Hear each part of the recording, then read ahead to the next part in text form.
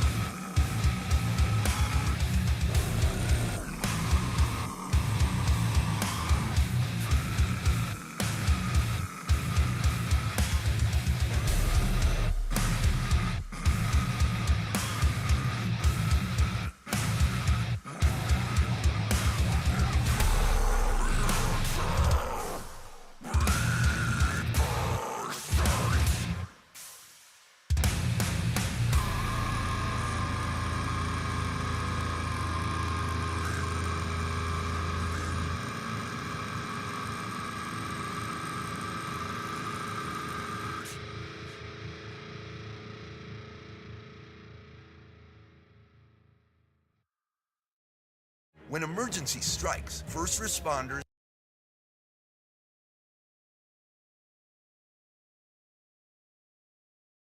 off. There we go. Look at that. Just professional right here. Hey, do me a favor. Check out Lowbrow Saints Tattoo Collective, 3456 Minnehaha Avenue, Minneapolis, Minnesota. Contact availability via Instagram.com/Lowbrow Saints Tattoo Collective. If you're looking for some guitars, please check out the Shred Den Monday through Friday, 5 p.m. to 8 p.m., Saturday, 11 a.m. to 5 p.m. 9100 85th Avenue North, Suite 100, Brooklyn Park, Minnesota, 763-350-2191. Facebook, the YouTube, Instagram, TikTok, or www.theshredden.net.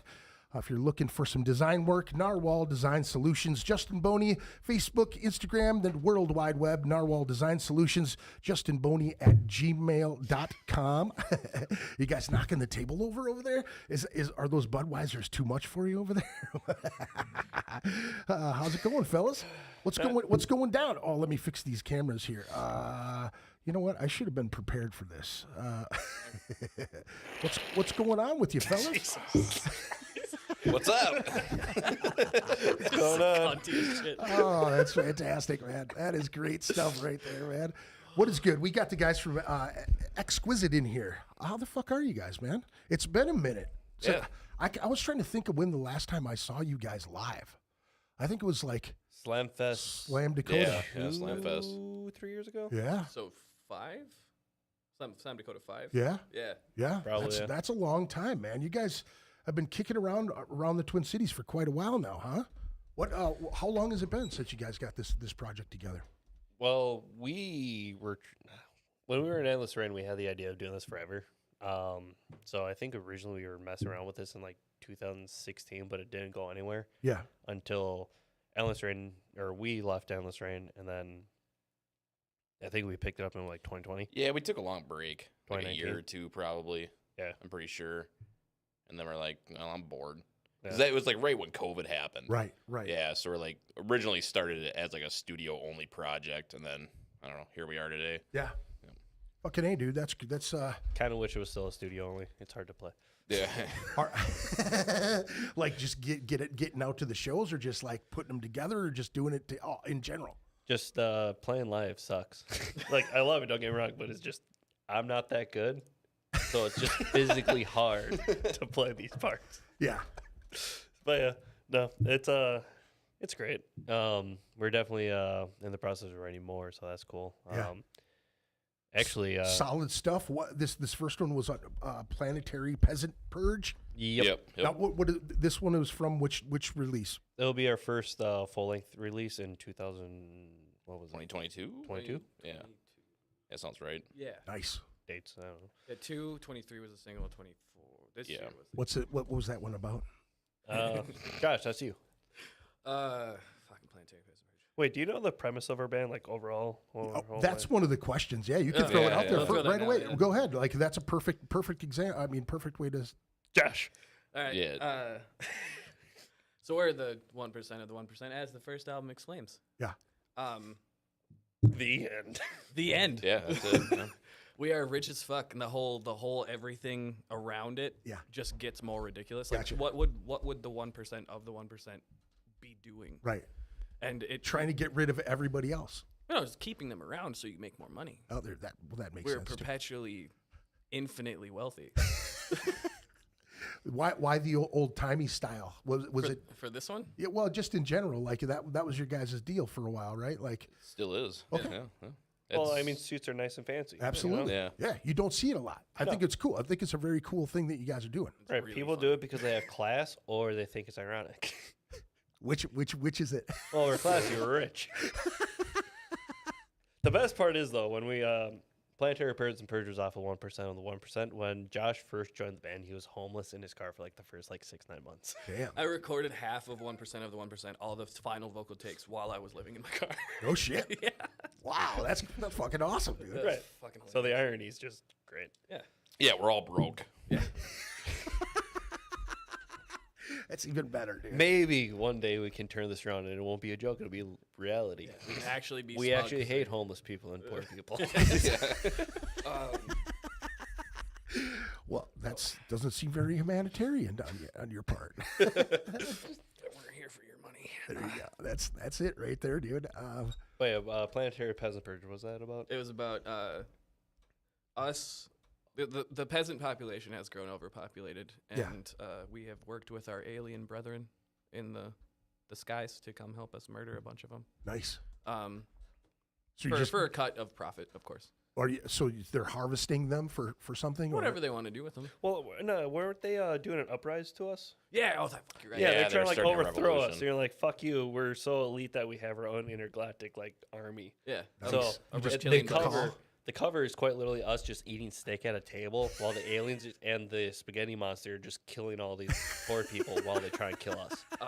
Nothing can touch us. The spaghetti, you can't even see him because our logo covers. I want this dude on a shirt so bad. The X in Xkwizite covers him, but he's up in the left corner of the first album. Okay. And he is a flying spaghetti monster with a top hat and a monocle. Isn't easily. There's meatballs, right? He has meatballs in him. That's how he makes him. He's a beautiful creature. Nice. And that's just a random ad by the art guy that we That's awesome, dude. What's the art guy's name? What you got to shout him out since he's Genocide. I don't know how to say it. His name is Dwee. Yeah. I cannot say his last Like name. Nagraha. Nagraha Yeah. is that what it is? he's like, what is he? He's from the Philippines. Okay, gotcha. He's amazing. Yeah. He works super fast. It's very affordable. He's done 2 of our lyric videos. Nice. Actually, all of our artwork in general. he's done. Everything's been through him. Yeah. How'd you guys end up hooking up with that dude? Just on the internet somehow? Yeah. Saw cool shit and was like, I want to buy one of them. He's like, okay. Yep. Or I'm like, oh, okay. His quality is amazing. His pricing, he's screwing himself on his pricing. Like he can just charge way more for what he does. Well, It's I insane. mean, he lives in an area where he probably the can money lose- is yeah, great. Yeah. But he could still do better for him. For you know? sure. Like I don't know. Well, don't tell him that. Yeah, just say, hey, man, we got some people that you can make a lot of money off of. Right. Not us. He also always has he always does artwork too, and he always posts it on Facebook or Instagram, and be like free art for sale too. So like if you just scroll by, you're like that's sick, and he'll throw your band logo on, and it's yours. Wow. It's pretty sweet. Yeah, man's a workhorse. Like, Yeah. Damn, that's really cool, man. That's His really badass. his translations are sometimes really good. funnier than hell. Like the gun, The gun. our EP. Yeah. He's like, "You want a chicken?" It's like, "No, a gun." So you're trying to thought explain to him what it is, and Yeah. he doesn't understand because it's the English. Right? Yeah. Yep. Yeah, just a translation barrier. Just makes it just 10 times funnier than it We has also to sent be. him crayon drawings of Oh, yeah. like everything. Well, this is the first one I don't think was a crayon drawing. Yeah. I don't think that you guys could see that, but it's the tricycle or bicycle or whatever the fuck it is. Yeah, It was better than our old ones for sure. But Yeah. I think the album art, and the 1% and the then, Bacon Strips one, the Bacon Strip shirt we sent him crayon drawings that we wanted. And Yeah, he he's- actually turned it into He's something. like, can you give us an outline of, like, It looked literally like just you're- grab so some. wait. So you're explaining to him what you guys want to do, and he's like, I don't understand. Like, what, can you guys fucking chicken scratch something for me? Yes. And along the- We grabbed some of his daughter's crayons and literally just crudely drew some stick figures. so good. You got like a really bad like Monopoly guy holding like a homeless person throwing a wood chipper. Oh, And, like that's the hilarious. the Monopoly guy almost looks like the Pringles guy. Just funny. As long as he didn't come back looking like Mr. Peanut or something. No, it looks sick. Actually, it's our only good selling shirt. That's fantastic, man. Mr. Peanut. I don't want to talk about it. Why? Why? I want it still so bad. I mean, we can do it. We're Can gonna talk You got an about it. idea about the Mr. So- Peanut dude or what? There's a video we were gonna do. I don't know if we're gonna do it anymore, but pretty much we're killing other rich people Nice. It'll been for a while. That's also off for on the EP, yeah. release or current release. Which has all the Waluigi sound bites at the end. Nice. But pretty much Waluigi goes around and kills people. And one of them was going to be Mr. Peanut. And he was going to cut his throat open, and we're just going to find someone in the background and just like shoot peanuts out his throat. Creamy peanut butter, dude. Yeah. You gotta ooze it out slowly. You know? I was going to go down the front. Yeah, so like the whole premise of that idea was like, and it would have been really cool too if Simon, I'm calling him out, I don't give a Yeah, shit. fuck him. Good dude, dickhead. No, he was going to be in the music video after he quit, and then we were going to end up killing him. That's Yeah. why he's all the band, just Yeah. make everything cohesive. But we're sitting there, we're looking at our stocks and they're going down because these other companies, they're growing and they're taking from our profits. And we're like, we can't fucking deal with that one Right. bit, Right. This is our money. And so Simon, he's like, "Ugh." He gets all pissed off and he just rips off his clothes, puts his hand in my mustache and goes, wah. He's Waluigi. Yeah, you know what I mean? So, well, was this the guy who killed the CEO? It's a play off Luigi Mangione, the guy that Yeah. murdered Yeah, Brian that killed Thompson. Yeah, yeah, yeah. So when this is Waluigi. Right. So Yeah. we had the soundbite probably like a year before. Yeah. And then that happened. We're like, oh, sweet. Now we have a concept for this song. Yeah. But so we were just going to have him go around just killing a bunch of like CEOs and rich people, right? So like except of like Bill Gates, Yeah. his name would have been William Fence. William Fence. Just stupid little knockoffs like that. And then- William Fence? William Fence, yeah. Well, That's never- fucking they'll never know. hilarious, dude. Oh my god. And then our rack mount, we call him Jeff Bezos. And so like towards the end, he would like go because he just went crazy. So he was actually going to try and kill us three and Jeff Bezos. So he's just stabbing a rack mount. And then we're like, what the hell? And so, we're rich. We have butlers. So our butler turns into Mario. And then it would have just been a big fist fight to death. And he would just end up killing Waluigi to save us so we can still keep our profits. and that's how Simon's out of the band because he's dead. Wow, damn, Simon. Why would you Simon- do this, Simon? Didn't want to record it. Yeah. Yeah, I had a date, everything set up for, I don't know, like 6 or 7 other people to play the other CEOs, and Yeah. Simon fucking bailed on me. Oh, And I was like, I'm done, dude. This is like the 4th time I'm out. Like, yeah. But if he does have time and he's willing to record, we'll totally do it because it's funny. Right. it is really funny. I want to see the Mario Luigi death scene, and then we also had another idea where we have a song. It's like there's ketchup is trash sauce for a while. I just want like hot dog and someone just squirting all the ketchup on it for the entire scream, and then when the breakdown hits, just smack someone in the face with it, With a giant hot dog? just covered in like a pound Yeah. of ketchup. Yep. I think that'll make just that itself will be a perfect music video. Is it in a bun or out of the bun? Because Yes. if it's out of the bun, it's going to fly off. If it's on the bun, it'll fly off when you hit. You know what I mean? Definitely bun. Well, preferably you won't see the hot dog at all. There's that much ketchup. Yeah, it'll be like arm ketchup. That's a Yeah. lot of ketchup. Yeah. Yeah. Well, he holds that scream. What song is that? Oh, it's our single Pour for a Day. Pour for a Day. It's a while. I don't know. It's a Yeah. while. Good long fucking what? Let her rip, Yeah, huh? because he's like ketchup is trash sauce forever, and then there's like a really bad like harmony of us doing terrible gutturals at the same time. Yeah. I love it. I love it. That's great, dude. Trash sauce forever. That's fucking badass. I want to bounce back. When you were kids, man, what were your mom and dads listening to in the household? Like what was flying in the air in the home when you were a kid? Greg. So my dad, he was a musician too. So it was just old What'd he play? school. He was a bass player and a guitar player. nice. Mostly bass. Yeah, he's always into like Black Sabbath. Yeah, just old school. Right. Rock and metal. Yeah, shit like that. My mom, I have no idea what she listened to. Not To be at all. honest with you, I have no idea. Yep. That's crazy, dude. Yep. So Alice Cooper, Yeah. all stuff like that. Oh yeah. Yeah, nothing too So crazy. you had kind of cool shit flying around in the house when you were younger. Yeah, that's how I got into music. Yeah. Your dad's your hero. What so. was like the first band that you can remember that you like found on your own that you were, or who, anybody that turned you on to it, like a buddy or like things that you could remember where you're like, oh shit, I found what I'm looking for, and you. Yeah, that would have been Metallica from a Hot Wheels game, actually. Nice. Yeah, that's what I'm like. Turbo Racing I don't remember, dude. with the That- Red Baron. Yeah. Yeah. Yeah. What tune was it? Give me fuel, give me fire. Yabba dabba Is doo. it just Fuel? Yeah, fuel. Yeah, Fuel. Yabba Dabba Doo. Yeah, that song. Yep. That's fantastic, dude. Yeah, then you go from there, and I was like in the That was a MySpace really good deathcore days. Yeah. That's my generation. Yeah, So I yeah, got into yeah. like Suicide Silence and Whitechapel and stuff. Yeah. Yeah.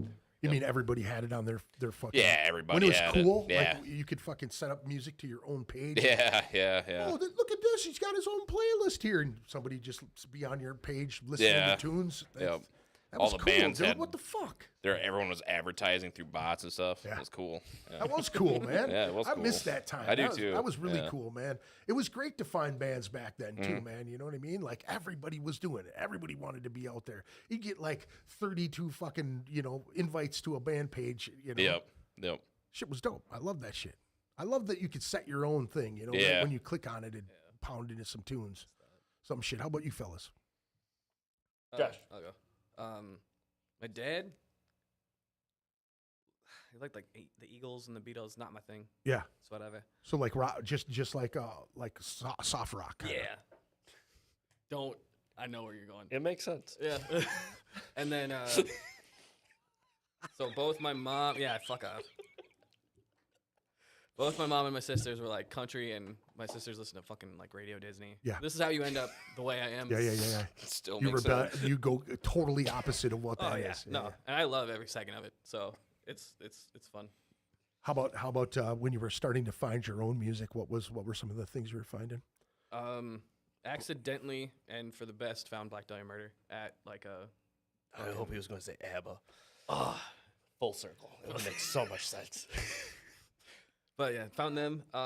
Evergreen Terrace, who I don't not care for as an adult, but I like them. And then Yeah. like Atreyu. Uh-huh. All at once, I like this album art. I'm gonna get them, and Yeah. then here we are. That's always like one of my favorite questions to ask too, is because being old school, that's kind of what we did, man. Because there was like no internet, there was no bullshit like that. You go to the record store, you find a fucking really cool cover, or you find Yeah, somebody brought it up like the liner notes of all the old school thrash and metal and shit like that. They would always thank the other cool bands that they've toured with or like hung out with. So then you're like, oh shit, who's Violence? Who's Overkill? Who's this? You know, and you're going and looking for those bands. Or again, like the album covers and the artwork was really fucking sweet. Or a really cool name, and then you get home and it's shit, and you're like, damn. Yeah. But like their third album's really good. You know? One of those deals. Yeah.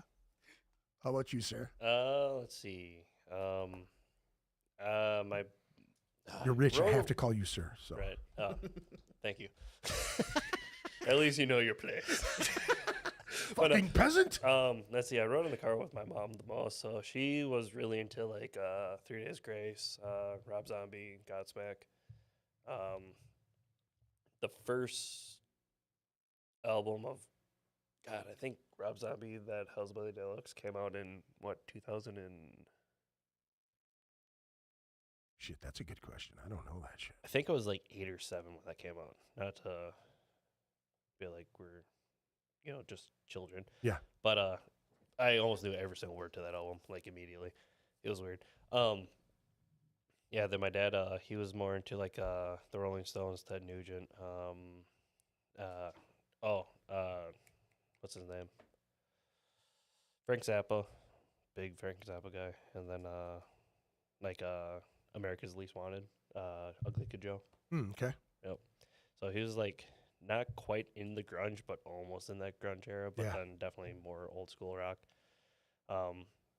Hair metal. Yeah. Ugly Kid Joe stuff. Yeah. Yeah. I did security for those guys at the Mirage way back. Yeah. Tough and all the hair bands, Trickster and fucking Pretty Boy Floyd, and just, I mean, dude, it was just something else, man. The chicks were unbelievable, but it was just like the dudes looked like chicks. So, hey, look at that. Oh, that's a dude. I mean, if Ugly Kid Joe didn't come out in like 91, they would probably been a lot more successful. Yeah.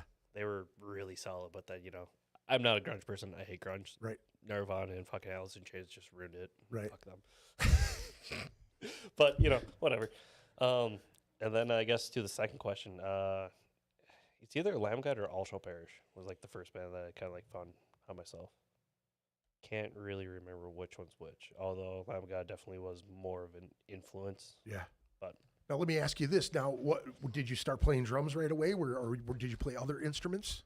I guess I've always had drums. I was actually talking to my mom about this not too long ago. They bought me a drum set when I was 3. Yeah. Did I play? No, I just, stabbed holes into those heads because, destruction. Right. But then that's more fun than playing the instrument. I've always wanted to do percussion in school, so instead of, I think 3rd grade was when percussion started. Just snare. Pretty much, but you needed 2 years of piano. So you started playing piano? Yeah, sure. yes, but no. Maybe I started piano in 3rd grade, then it was in 5th grade when music started. I'm not 100% sure. But I did pianos for 2 years. As soon as I got in there, they're like, oh, yeah, you don't need to do piano practice anymore. I'm like, fuck this. Yeah.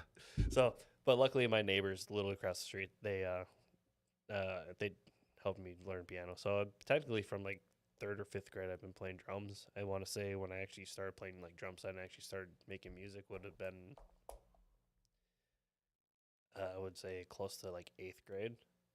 And then nothing really serious until I would say in like 2009 with my first band, which Joe Walters, he's in Afterthought right now. Me and him were in that band. It was called Xkwizite. We were there for like 2 years or some shit. Yeah. Just cutting teeth, getting used to shit, meeting people and doing things. Yep. So my question is, it's kind of a weird one, man, but just vocalists, we can kind of bounce together, I think, on this one. But it's guys that play instruments. Now, when you're a kid, what is the first thing that you remember cueing on as a youth hearing music? Was it always lyrics, or did you hear instruments? Like you said you were drawn to percussion. So does that mean you were tapping a lot of times? Always, but that's probably more to do with like ADHD than anything else. But yeah. Okay. Now when it came to music though, as a youngster, like what was the first thing you heard? Was it instrumentation? Yeah, definitely. Okay. Yeah. So you were cueing on more guitar solos, more absolutely. like it really grabbed a hold of you. Yep. Now, being a vocalist, I was always cue on the lyrics first. But as I started to meet people who played instruments, they would be like, "Oh, you got to hear that," or and you see people playing air drums, and you're like, "Wait a second." You start to pick things apart by ear, I think when I was younger, I was definitely more into lyrics and vocals because I would remember like all the lyrics to a full album, right? Yeah. Older I get, the less I care what people have to say in general. So, like a lot of people, like I like rap, you gotta listen to lyrics. Fucking hate it, just because I don't care what you have to say. Right. Is it because you're you're part of the you know what I mean? Like when you're playing the music, you don't necessarily need to hear what someone's saying. You know what I mean? Possibly. I think a lot of it is like vocals to me is just another instrument, so it's another rhythm, it's another melody that you can add to it. Sure, the lyrics add the syllables to help create it, but necessarily, I don't care. Yeah. Unless it's funny. Yeah. Be funny. Yeah, Funny yeah. more than serious. Yeah. Like, I don't know. A lot of people are just like, this is really heartfelt. It's like, yeah, but, I don't giggle from it, so I don't care. I love that look, that outlook on it, though. You know what I'm saying? I always thought that way with music. You should always have fucking a good time and fun with it. When you have those dudes that come into the room and they got their fucking war paint on, and granted, that stuff has its place too. You know what I'm saying? Like I can handle the black metal shit, but when you think that it's like I'm so evil, you know what I mean? Dude, you're holding the fucking fake cupcake in your hand. Shut up. You know what I mean? Like knock it off, dude. That being said, if the song's solid, Yeah. then I'll actually learn the lyrics. Then that's kind of like when the lyrics kind of start mattering is once everything else is said and it's solid. But then, kind of like most music videos too, most lyrics are just cheesy shit. But you allow it to add to the music later on. Yeah, that's the cool part of that. That's why a lot of people are like, I can't understand that screamy shit. Why do you listen to it? It's like it's not for the lyrics, it's for the melody, right? It's what it adds because it does add a lot of energy. Because most instrumental bands in general, they just lack that energy and just I get bored. Yeah, so. There are some that pull it off. 100%. Yeah, definitely. But they have to be really fucking on it. The 1% of the 1%. You know what I'm saying? They got to be on it. Yep. Or else it's just kind of, it's hokey. I don't know. Exactly. It's just there's a hole in it. You're just missing. But then again, also like in a frequency range, your vocals take up this range and everything else is like around here. Sure. So it's just always hollow. Yeah. I don't know. Yeah. That's true. Now, Josh, how about you? What do you think about that as far as a kid? You know what I mean? Like, I started playing instruments before I started doing stuff. Oh, so, okay. I had a drum set pretty young, about like 10. And then I also played saxophone for a long time. Allegedly. I don't have it anymore. No proof. We want a saxophone solo. All right, let's do it. Rent me a saxophone. Let's fucking go. Dude, that'd be sick. Is there a Schmidt music around still? Oh, yeah. Ooh, shit. We met this guy in Oshkosh, right? Yeah. And he was at our show, and he's like, yo, you guys do some sax. No, he just gave us a CD. It's like you can look him up. I cannot remember it right now. Yeah. But like, it's solid. It's like, it's weird metal. Yeah. And he plays like all the horns and stuff Yeah. in it. It's so sick. And I'm gonna call him when we want that saxophone solo. There you go. That'd be wicked. Do some some death sax. Is that going to be on the next double single or is that going to be on our actual release? No idea. I know I want it. That's Next all I release. care about. So as you're experimenting with all of those different sounds and in tuning your ears to these things, how was music like consumed by you as a kid? Like what was the, you know what I mean? Like what did you hear first? What was the fucking thing that? Usually guitar. Okay. And then my brain will drum guitars for some reason. Yeah. It's a really bad habit. That's why I follow him for a lot of stuff, and I don't like it. That's funny. Yeah. That's a bad idea. I know. No, it's weird. But then as you get older, the metal comes in, and then you learn how to do the noises. And then you just try to emulate different household appliances. Right. And you, like he said, just weird frequencies. Like, Yeah. That's more fun. That's way more fun than just trying to be an instrument. Yeah. It's just trying to be an electronic.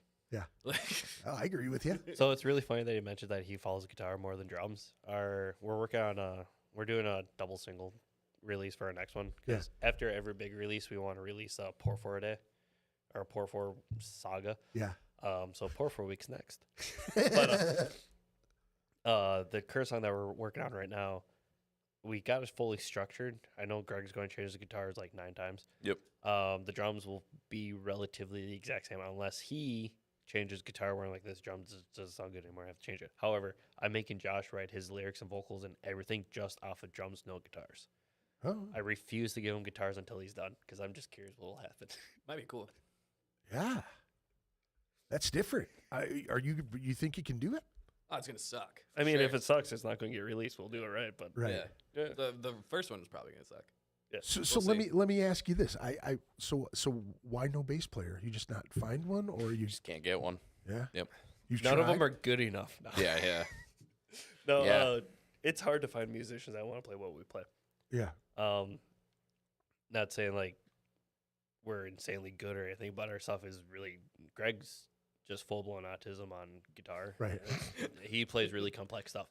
So finding a bass player that wants to play that is very, very few and far between. You're almost better off finding a guitarist that would be like, yeah, sure, I'll play bass for you and kind of play it like guitar. That's what I don't understand. Like, why wouldn't a guitar player because normally guitar players like to play more technical stuff than bass, but Yeah.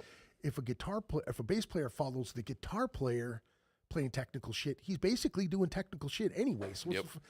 you got a pussy hand So we found, gauges, you know? we had Simon for about a year in the band, right? Yep.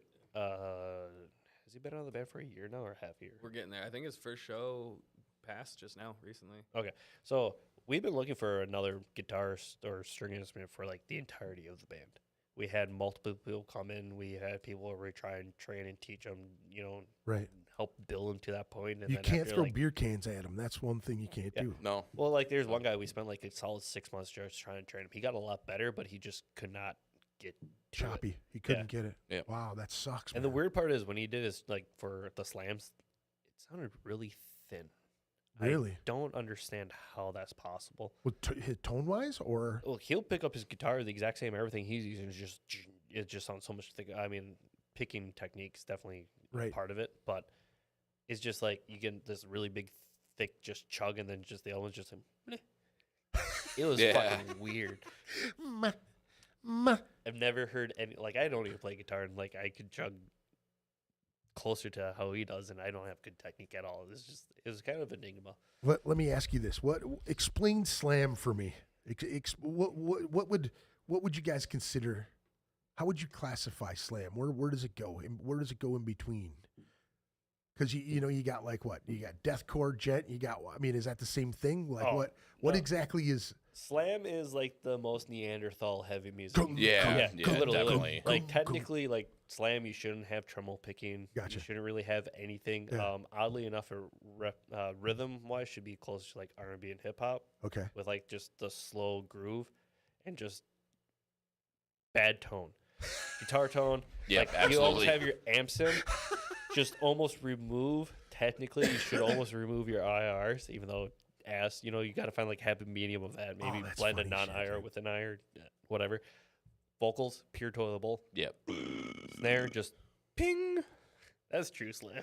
Just Like hitting trash honestly, cans my with favorite dodgeballs. slam too, like when we're building up, is just solid, just on the beat, just dun dun dun Yeah, yeah. dun dun dun. It's the energy's just so good. And it's just so stupid simple. It is stupid simple. And then beltings too.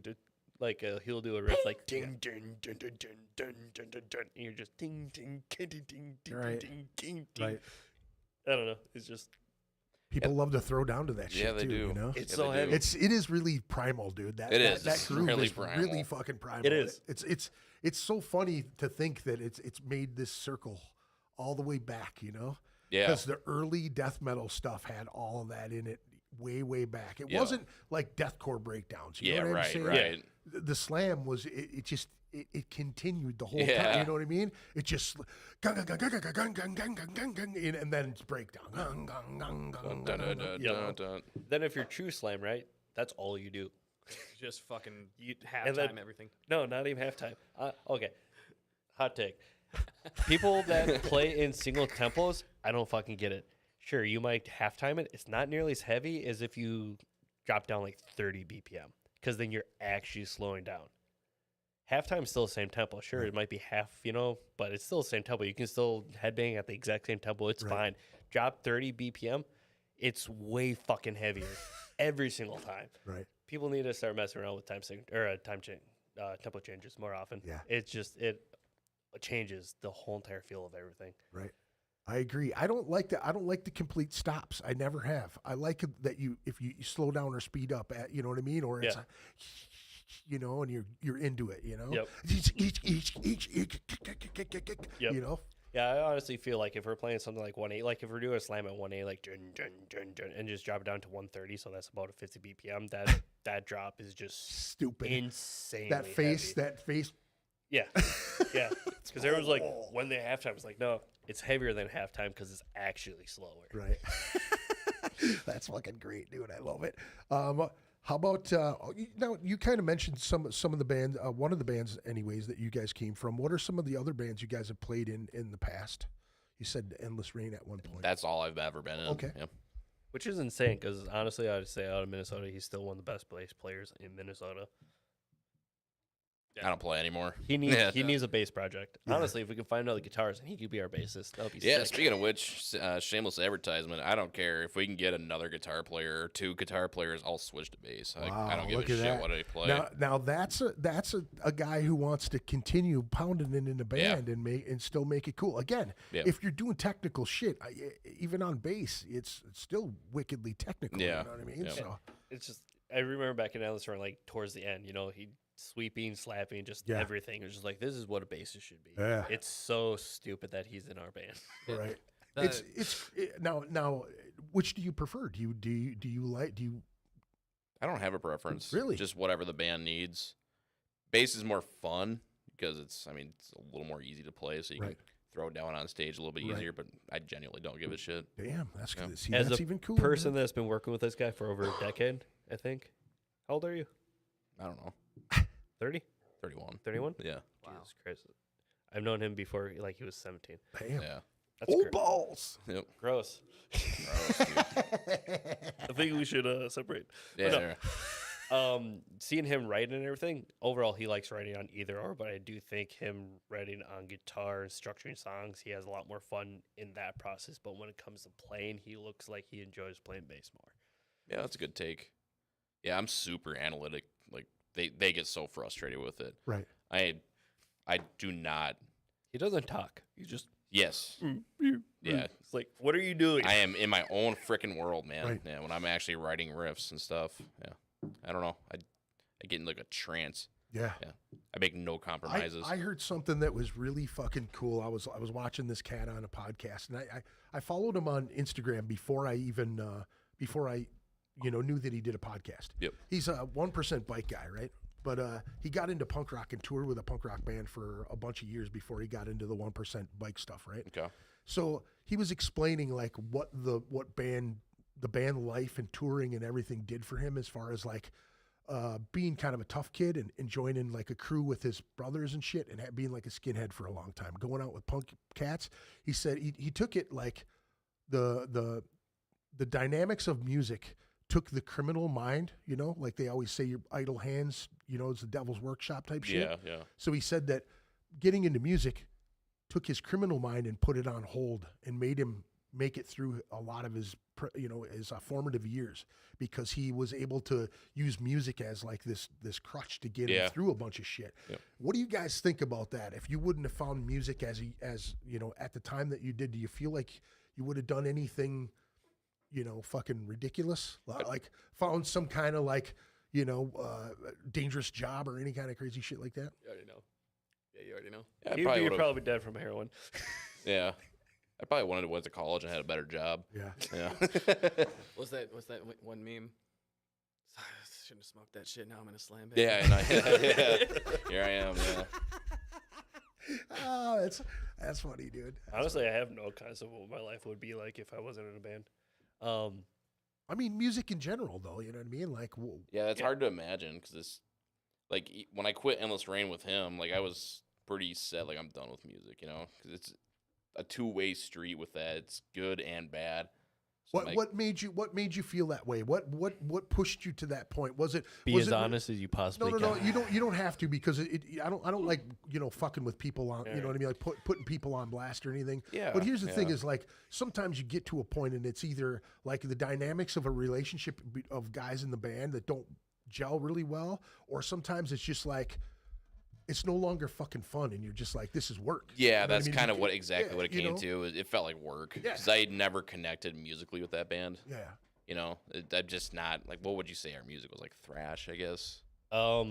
We were trying to be a thrashish kind of band, but then when I listened to our first album, it just seems like a new wave of metalcore. Yeah. Like early 2000 metalcore changed, not Yeah. to what metalcore is now, because Right. I don't understand how that relates one bit. Right. But that's kind of thrashy. Yeah. I don't know. We call it thrashcore at the time because Sure. we had a lot of core elements in thrash. I don't know. Right. I always just wanted to play more extreme shit. I mean, Endless Rain was supposed to be a tech death band. We just could not find a guitarist at the Yeah. time. Yeah. Oddly enough, me and Joe also started Endless Rain. Right. I kicked him out of so many bands. If you're listening to this, suck it, Joe. Oh, that's funny shit right there, man. That's good stuff. I mean, we went to kindergarten together, so I mean, we knew each other forever. Now, how many releases do you guys have now? One full album, a single, and an E EP.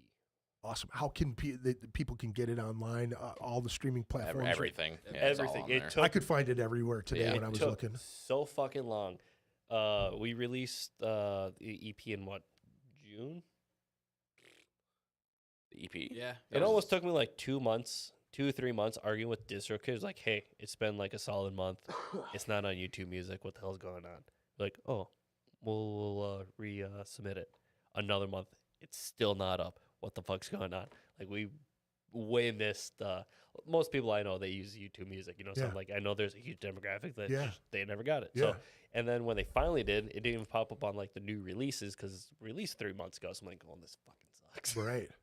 That sucks how that shit works, though, man. Yeah. You know what I mean? Yeah, because then they're like, well, you should have put it up. Yeah, you should have For kissed the my ass, and your shit future. should have I'm worked, like, you fucking I donkeys. did. Yeah. We had 3 solid weeks where we put it up, uploaded it, and like set it up for 3 weeks. They're like, good to go. Released on, and it was such a slow release too. I think it went on Spotify pretty quick. Doing everything else, as far as I know, like right away. Deezer took like a solid month and a half, Oh, okay. but I don't know many people that know it use Deezer. I don't even know what the hell that is. Exactly. That's why I didn't I've care. never even heard it. Never even heard of it. I think that's like the hipster version of what would we call Spotify it? or whatever. Yeah, exactly. Yeah. That's It's fucking hilarious. I've Team only with met Spotify. one Team with person. He was like 24. He used Deezer. He slipped in the ice at work. He ended up fracturing his hip to the point where it died. So he had to need a whole hip transplant at the age of 24. He was like, Rough, dude. Holy shit. is this what Deezer people do? What the fuck did he fall on? Jesus Christ, man. The ground. Jesus, dude. The ground is hard. He wasn't guess, that tall. dude. He was like maybe 5'4", so it was a short fall.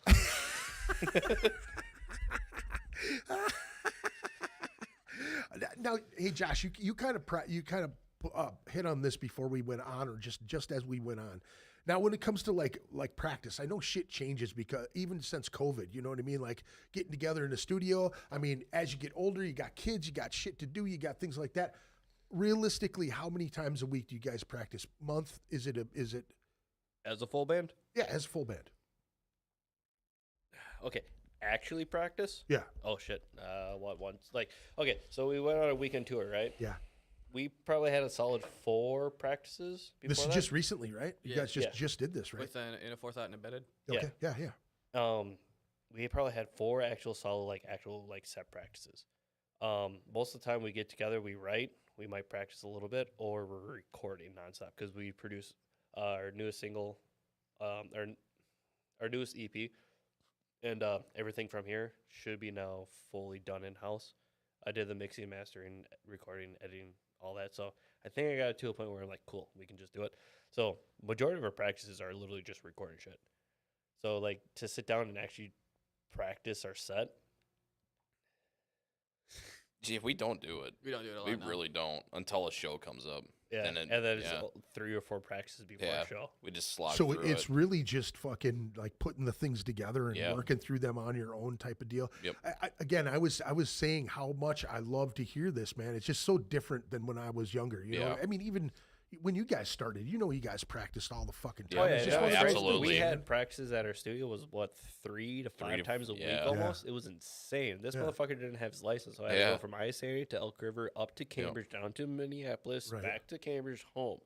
I Right. literally put 55,000 miles on my car that year, Damn, Yeah, that's and crazy. he broke my back window. I did. Paid me back like 3 years later, but still. I did do it. I paid him back with interest. There you go, dude. That's the way to do it, right Yeah. there, man. It's such a trip, man. That technology's moved so far that people can literally just send tracks back and Yeah, forth. there's so many And- bands. They and- don't live in the same state anymore. Yeah, You know, yeah. they literally live like either across the world or Well, Jesse Watson from Incinerate, he's jammed with a couple different bands, and even Incinerate, they're from all over the Yeah. fucking place. And it's like, okay, we're playing this and this song, learn your shit, Yep. and they're playing shows. You know what I mean? It's just kind of crazy. So we run an inner system with the X32, right? Technically, if we sync that up with a Skype setting, we could probably have, if we found like a member, I know the dude from Embedded in Flesh, Kyle, Kyle, yeah. rad dude. Shout out. He's helping us tab because we're too fucking lazy for it. Yep. He's like, if you ever need someone to play, if technically we should be able to send our tracks out through Skype and then have his track actually come into our in-ear, so we should theoretically be able to practice Oh, literally definitely. not in the same house. Yeah, people do it. Technology. We did that with when we did the Hurricane Joe reunion shit. Yeah? Yeah. How we well we, does we it work? sent it. It would.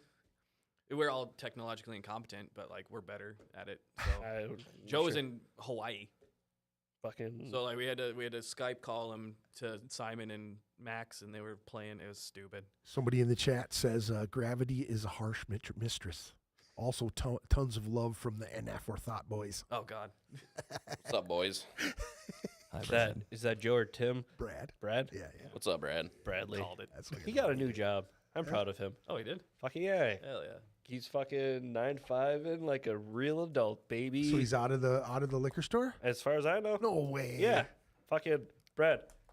I hear you're doing a lot better mentally, and I'm stoked for you. Congratulations, dude. That's fantastic, man. Let me ask you, what are some of your favorite slam bands at this time? Fermented Masturbation had a solid split EP. Say that again really slow. Fermented Masturbation. Gotcha. They had a sick EP? split EP. Oh, gotcha. Don't remember what the other band was, but fucking, it's gross. God, yeah, I don't listen to slam much, to be honest with you. Yeah? Yeah, I really don't. What is your what's your thing? What do you jam these days? Hip hop, actually. Really? Yeah, a lot of hip hop. What is what's in your playlist right now? What do you got? What do you? Ghost Main. Yeah. Yep. Suicide Boys. Just stuff like that. Yeah, Okay. the dark trap style. Yeah. Super into it. Yeah, I had a buddy of mine just a few years ago that turned me onto that Ghost Main shit. Yeah, That's you just like really it. cool, man. Yeah, yeah. it's- If you like metal and want to get into it, he's like a really good starting point. Yeah. Still he's really- trippy, man, and he Yeah, can he is. spit, dude, faster than Yes, he shit, can. man. Yep. I was really impressed by that shit. I actually downloaded that shit.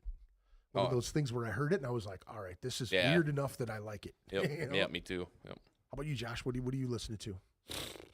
I never heard of that band before. Sorry. Dehumanizing Tatrian worship is one that's always there. In the I think I think the second word is mispronounced, but I don't know how to say it. Or recently, because it's a solo project, and it's just him using sound bites that I'm pretty sure his other bandmates will let him use. And that's the only reason it exists. Is Gorepot. yeah. Is that why you want to do that? Yeah, that's exactly why I want to do that. That's so funny. It's just awful sound bites, and then just for fucking 30 minutes. It's so stupid. I love it. You got to do at least one like that just for the fun of it. I mean, we have. We have a few. Yeah. I was against that one, to be honest. I'm like, yeah, screw it. It's stupid enough. That might. Brad says, hell yeah, thanks, man. You're welcome, buddy. It's always great to fucking see somebody doing positive shit for themselves, man. You know, you always got to prop that shit up. Very cool of you to tell them, hell yeah. Yeah, I fucking love Brad. Hell He's yeah. great. It's Yeah. good shit, man. I We love it. love Brad. Honestly, from like all the years, he's definitely one of my favorite people I met in the scene. Absolutely. Yeah. Yeah. Hell yeah. Definitely top 5. I think I met that dude. I think he was filling in for Blood War at the time or something, and he was just out of. What was the other one that he did with Jess? What was that one? I can't remember. Urination. It was right around the time that his mom Urination, passed. right? Yeah. That's when I met him. It was at the Turf Club. Was the first time? Not Turf Club. Terminal Bars where I met him the first time. He was bald back then, big ass beard and shit. Yeah. He was a big boy. Yeah.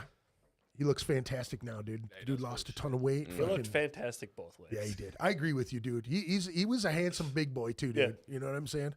Yeah, I'm glad that he's feeling healthy and doing good shit for himself, dude. Oh, yeah. Tell me about Abraham Chokeslam. I believe that's the next one featuring Drake Gamble. Is that what it is? Yes. Or Gramble. Gamble. Gramble? It's Gamble, yeah. Okay, gotcha.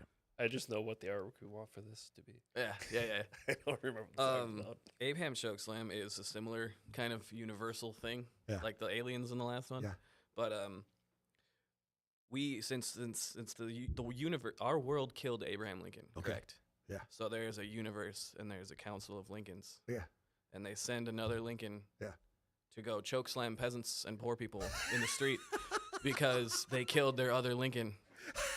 Yeah, it's actually a fun fact. Abraham Lincoln invented the chokeslam. Yes. Really? Yeah. And then At least the first person in recorded history to do it. Yeah. He was a tall dude too, wasn't he? He's a tall dude. Yeah, that's a long fall. That's a big dude. He was super lanky, wasn't he? That's what I gathered. He was a lanky imagine. dude. Yeah. 5 foot guy fell, broke his hip, killed it. But then Lincoln, tall as shit, choke slamming. They maybe survived. I don't know. I don't know, dude. Depends on if he grabs you from the back. You know what I'm saying? I guess that wouldn't be a choke slam, though, would it? Because you're not really choking. You're grabbing from the. I mean, if he's that big, his hands have to be pretty big too. So This he might is just true. choke you backwards. Yeah, that's true, dude. The pumpkin head fucking hands, dude. That's what I said to Ben from Goat Whore. I'm like, when he started wearing those fucking finger gloves, dude, his hands looked like they were this big, dude. He had the gauntlets with his big long hands, dude. I was like, you got fucking pumpkin head fingers, dude. He just started laughing. I'm like, the gauntlets, dude, they make your hands look fucking this long, dude. Come on. I can choke you from the back, dude. You know what I mean? I know some chicks that are into that shit. Yeah, hit it from the back. Yeah. I have some dudes that are into that. Craig's into that. Yeah.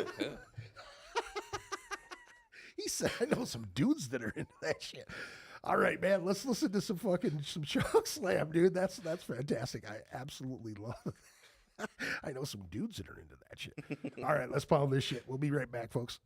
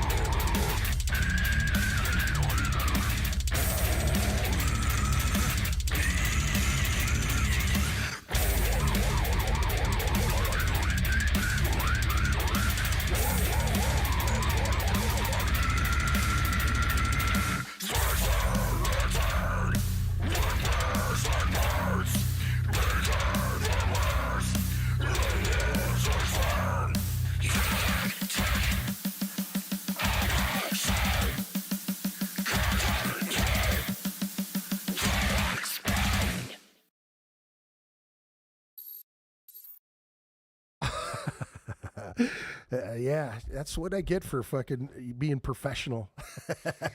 Welcome back, folks. Hope you enjoyed that tune. That was what was that? What's called? That was Abraham Chokeslam. Yes, sir. All right, man. That's that made me want to yell, brother. Yeah, brother.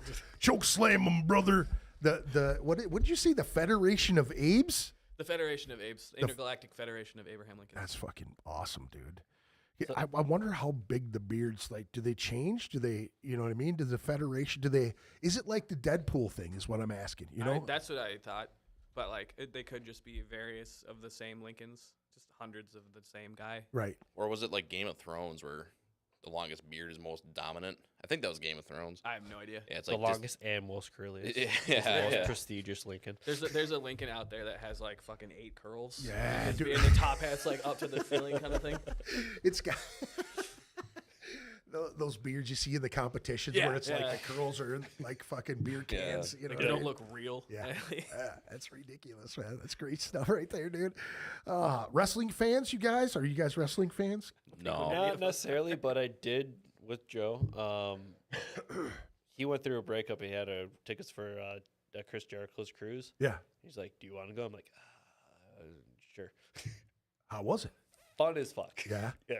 Don't give a shit about the wrestling, but yeah, that was funner than all can be. Just everyone just yelling at each other, just constantly like, "Fuck yeah!" Yeah. Just throughout the whole entire cruise trip, you're like, "This is awesome."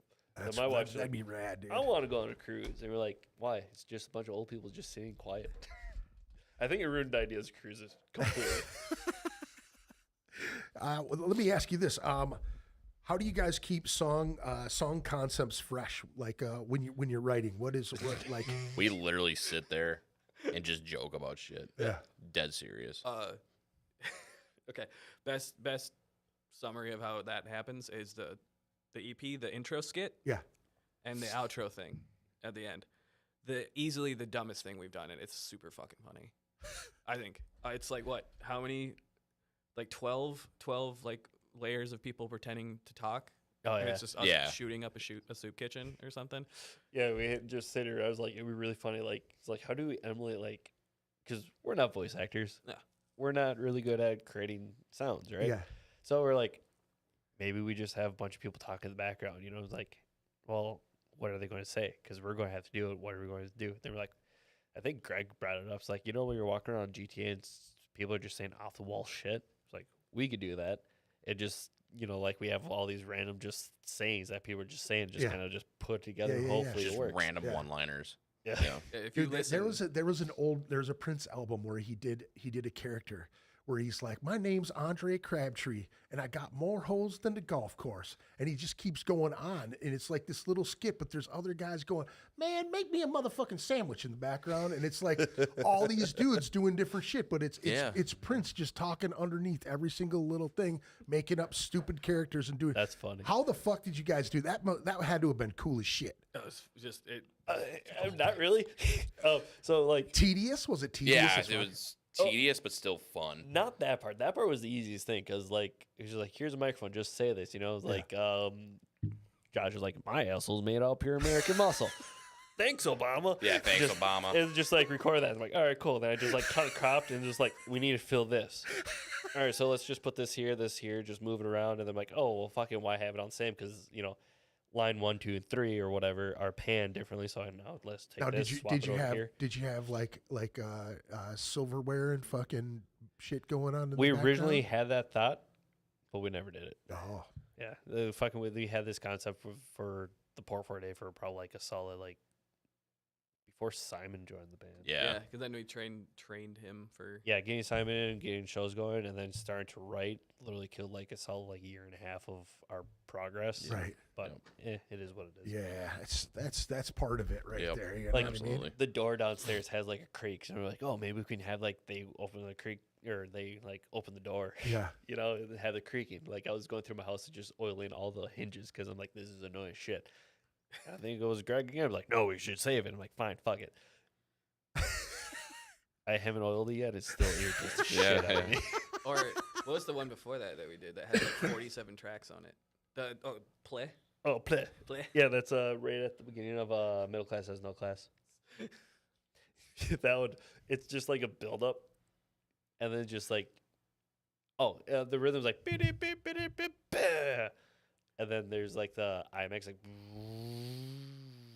type thing, Right. which is literally just one bass drop, reverse bass drop, Gotcha. splice it together. Gotcha. Stupid simple. We sat there for hours just recording the most random shit. There's a tape measure in there. Yeah, tape measure.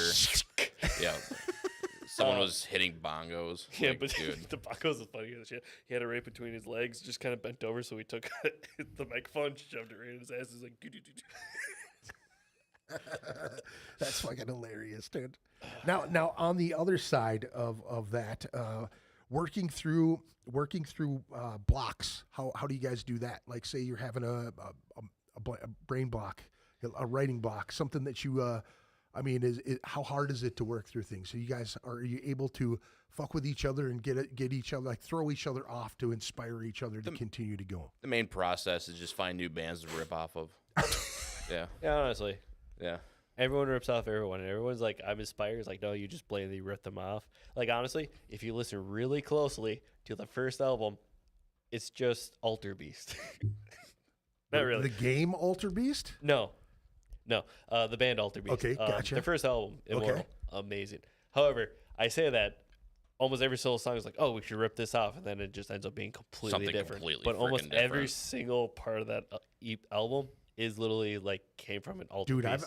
I've said this a million times over, dude. When I think about music in general, man, like the inspiration from anywhere, dude. I've literally heard one word and went, oh, I like that word, and just taken it and gone into a thesaurus and then gone into this and thought about other stories that might revolve around this word and then come up with something really cool. Yeah. Definitely. I could just imagine that just spiraling madly out of control. Well, the cool dude, thing you is know? like Greg, he'll sit there play something like he'll play something like that's sick, and I don't know what it's from, and I'll put a drum beat on it, and he's like, I'm literally blatantly just ripping out this band, and then he'll take my drum beat and then alter his thing, you know. So like, Yep. I don't think that's wrong. no, I don't think that's they- because you're not really stealing the riff. You're taking the idea or the essence of that riff. Heavy metal has been around for 40 years. Right. Not everyone's going to reinvent the wheel. No. We're not trying to do Never. that, dude. We're just No, trying to man. have fun. Yeah. But then, like, to a point, like, obviously, no matter what you write, it's going to sound like somebody else. Sure. Whatever. You know, you might have a part that's almost identical, but, like, when we do it, at least what we're steal to write always ends up getting changed, like, 3 iterations, so it doesn't Right. resolve at the same Right. time. But, however, that riff might sound like something else completely that's been ripped off. So, I don't know. It's I think it's convoluted. crazy that people are so, no, man, well, where would you put yourself as a category? Categorize yourself, Well, we don't really sound, well, I can't really do it. Shut up, man. Shut the What the hell fuck up, were you yeah. listening to when you wrote that riff? Yeah. Oh, well, I was listening to fucking The Cure for the last, 6 months, but that doesn't sound anything like The Cure. It doesn't. But you're inspired by something Yep. that you were just fucking listening Definitely. to. Shut the hell up, dude. Yep. You know what I mean?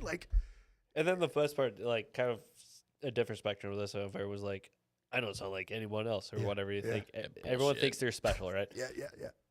Their samples or their plugins or anything are 100% identical to pretty Right. much 80 other people. So you do sound identical to everyone. You bought that plugin from another band. But Yeah. see, you know what?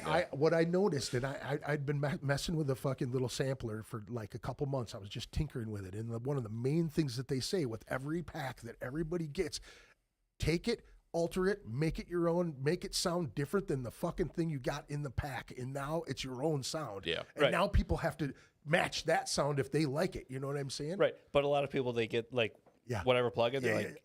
they'll get the fucking preset, Yep. right? The And then sleep token drum set. Yeah. And they're like, it doesn't fully, the kick doesn't fully. So I'm going to scoop this frequency, boost this a little bit, but it still sounds 90% the same. But now it just sits in the rest of the mix Right. correctly, but it still sounds the same. Right. You know, like almost everything recorded plugin wise is emulating a 5150 with a See, B30. dude, and a you're fucking like you're SM70. like the second engineer person that I've had in here that it's like done it on their own. Now, this is the thing though, is that you know what those frequencies and where they lack. You know what I'm saying? Like normal people who listen to music, they have no clue about any of that. Yeah. They're just like, oh, this dude plays this deck. You know, as a sound guy or somebody who records that stuff and hears it, you know what lacks where. Like, hey, we got to hit this It's range. definitely a growing process. Yeah. I feel like because the last song you just played, that's a previous mix to what you're going to play towards the end. Okay. So it wasn't even the final mix. Right. I definitely recently got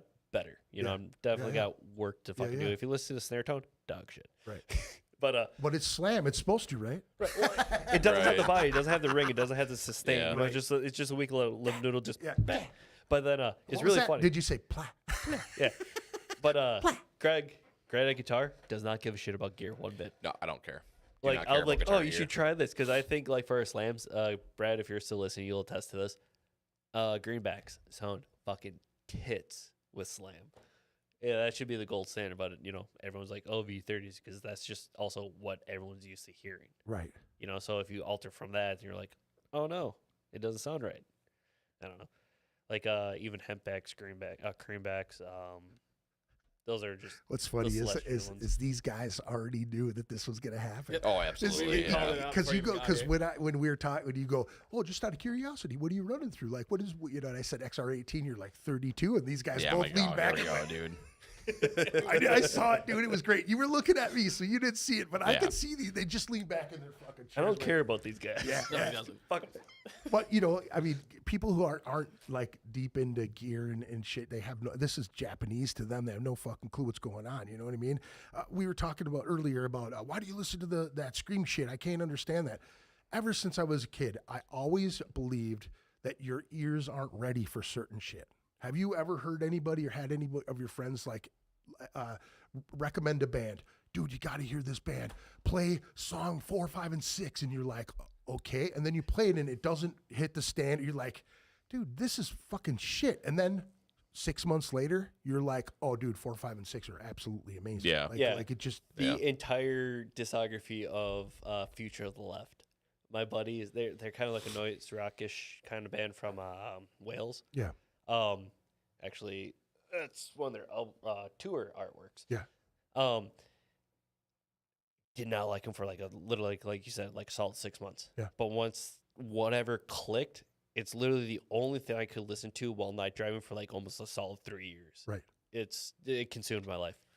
I'm that way with that dude on the wall back there, Duran Jones and the Indications. It's like really like soul, like old R&B shit, you know, like cruise around the beach type fucking in an old car type of shit, you know what I mean? Yeah. Old school, old guy music.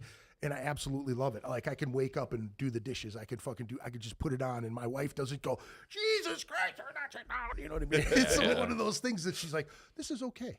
You know what I mean? I can tolerate this. Yeah, exactly. It's not bludgeoning her. Blast beats at 4 in the morning. Yeah, she's got fucking coffee. You know? I'm kind of getting into doing that right now with the Interrupters or a ska band, and oddly enough, Offspring. Yeah. Because my 2-year-old, she got obsessed with a song by the Interrupters, and then more of the songs she plays, like she's like. Now, where did she hear it from? Was it on a? Oh, okay. Yeah. Because like I came across one song about a year ago, and like it's really good. The rest of the band sucks, Right. But that one song's hella good. It's She's Kerosene, and she started liking it. So I'm like, screw it. The music videos, all their music videos, what I've seen is pretty much black and white. Them playing in front of people. Yeah. It's very like kid friendly, right? Sure. And so she's just, I want to watch all these music videos. Like, I loved that shit So- when my kid did that. so she's Loved it. like, you know, she's 2 years old, which I'm like, I don't know if this is the best time for it, but whatever. She'll like Bluey music videos. yeah, That's all she cares yeah, about right now. yeah. And then the Offspring started getting in there more, you know. Let me ask you this: can you do and then stop? Or does she yell it, Mom? That shit. Kind of, yeah. My 2-year-old, my granddaughter is that way right now. The louder she screams with it, you know, the more she likes it. Yeah. It's insane. Like you're way off pitch. You're not even on the thing. Like you gotta like kind of squint your ears to like, oh, that's the song she's singing.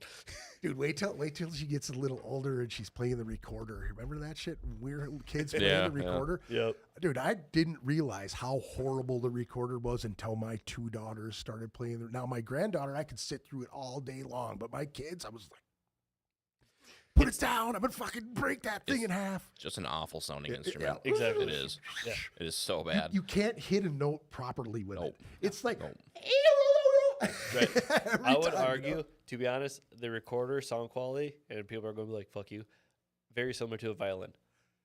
Unless you're really good at a violin, it sounds like dog shit. Oh, I no can- matter I the can actual see that. fundamental I can see tone that. of I can violence, see that. agree with it's that. annoying. It's Because so bad. if you don't have the draw on it, it's horrible, It's dude. It's same so thing as a horrible. recorder. Yeah, I agree with you. so bad. Same with upright bass. It Yeah. sounds awful. Yeah. Oh Like, my god. The tick sounds really cool. Like what genre? Horror punk? No, that's not it. Psychopunk. Psychobilly. That's it. Psychobilly, it's all right in that, because then like the ticking or whatever kind of flows into it, and then the bass is just like a loose, flaccid note, so it, it doesn't sounds like really a hollow add much to it. fart. But Yeah. in that genre, It since really- the yeah, guitar yeah. tone's really thin, the vocals, are Yeah. a little higher pitched. It fits that genre, but everything else, yeah, terrible. It's the brown note. Yeah. Every single time. Give me 3 of your favorite local bands. Oh boy, Greg. I'm not Greg. Free. Mm. Does they have Josh. to still be around? Yeah. Wait, define local. Regional, Regional? Define Okay. regional. Midwest. Okay. Cool. I got this. Does Ohio count? Okay. Still Midwest, ain't it? I don't know. I asked people in Ohio, and they're like, "I'm not sure." It is. Is it? They have to still be around. No, Ooh, no, that's it's just something that you know Okay. what I mean. Oh! Your favorite Yeah, we're good. locals Okay. or regional folks that you've played with or not played with. People that you think are fucking badass that may be here or not here. A recent one for me when we played in were we in Green Bay in October? Yeah. Green Oh, Bay in Green Bay. October. Oh, yeah. yeah. Sorry. Yeah, this band called the Maiden Voyage. I was Yeah. super into them. They were sick. Yeah. From Green Bay. I don't remember where they're from. They're- Okay. I From think Wisconsin. I I think think, all we're the the bands only from Wisconsin. non-Wisconsin band there. Us and Reaping. Yeah. The only Yeah. Minnesota bands. Gotcha. Yeah. Um, Reaping Asmodea, of That's course. another one, That's a huge one for me. Yeah. And I gotta go with Embedded in Flesh. Those guys are so good, dude. Just nasty slam, like deathcore, I guess you'd call them. They're Kind fun of. as fuck. They're Yeah, really they're fucking just fun, yeah. super cool dudes. Their vocalist is a shy peer. Oh my goodness, dude. He's a monster. I love Nice. him. Gotta love that, dude. A shy peer. Yeah. Shy peer. I'm a shy peer, dude. I can't do The that. ballroom in what the fuck is it called? The ballroom. What? Where's that venue? The last show we played. Cato Mankato. Ballroom? Mankato. Yeah, their urinal's just a giant fucking trough. Yeah. Oh. He just stood there, couldn't pee. No, he's just like fuck. So he's like in the full corner, like huddling. He's like, what the fuck? No As- stall at all. No, Oh, he's dude. just like right in the fucking corner. Like he looked like he was a kid in trouble, just pissing in this trough, And it's loud and echoey, so it's like, yeah. That don't bother me. I at don't. all. It was Pitch I know next my to a dick. dude. I know my dick's small. But Like I don't care. Kyle is just blowing up the bathroom right next to me. Oh, Just really? shit, I'm like, this is funny. Just That's when you came no back. shame. That's when you came back and Kyle came back like limping. Yeah. He's like, I don't know what I'm doing.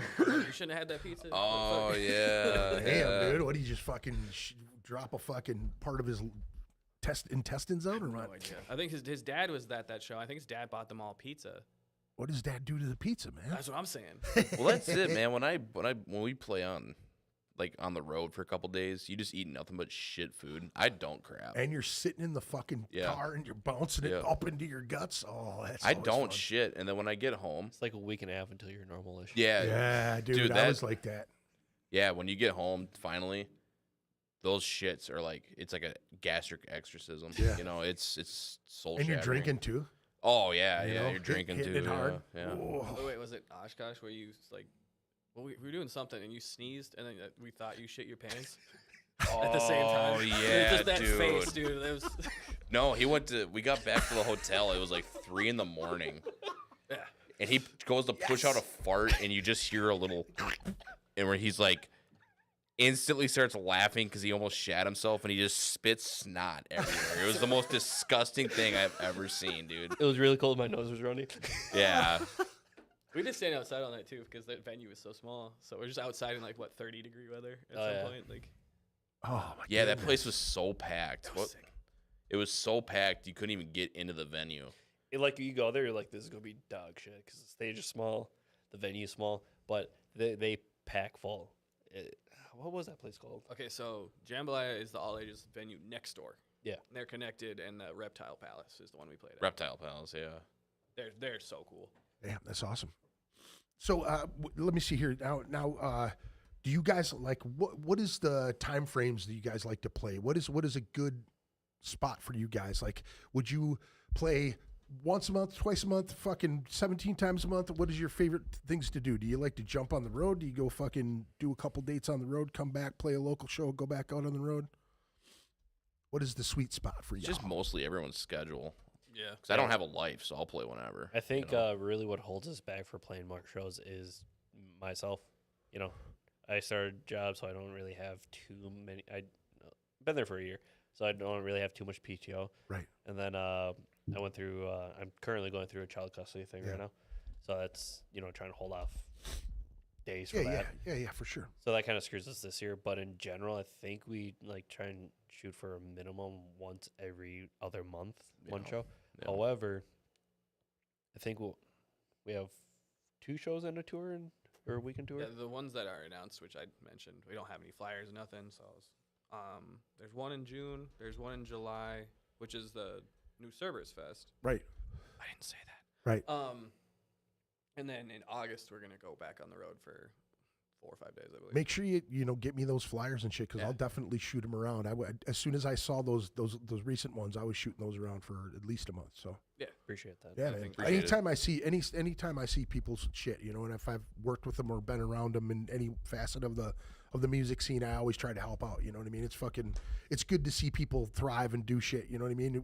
It's always cool to I didn't expect you guys to be at Slam Dakota that year, and then seeing you Same. guys out front and you guys are hanging Yeah, out and right. fucking. I was like, what the fuck are you guys doing? We just got a bill. Fucking, it was great. It was cool to see you guys fucking hanging out. And we were hammered. Oh yeah. Oh my god. Yeah. I knew it was on when I Oh, yeah. walked up, because I was hungover as shit, and I saw you guys. And Yeah, you guys were like, yeah. "Woo!" And I'm going, "Oh no, that was last night, man. You missed last night." Yeah, that was a good weekend. I think I went home early. I think I went home after Saturday. I went home like after the thing. I was like, I'm not going back to the hotel. Fuck this. I'm leaving. Yeah. That would have been the first year we played in Slam Fest. Yep. Yeah. So we opened the inside on Saturday. Yep. Yep. And then we did. Did I have a real drum set or electric drum set? If you remember. Ooh, You had that electric was slide. that.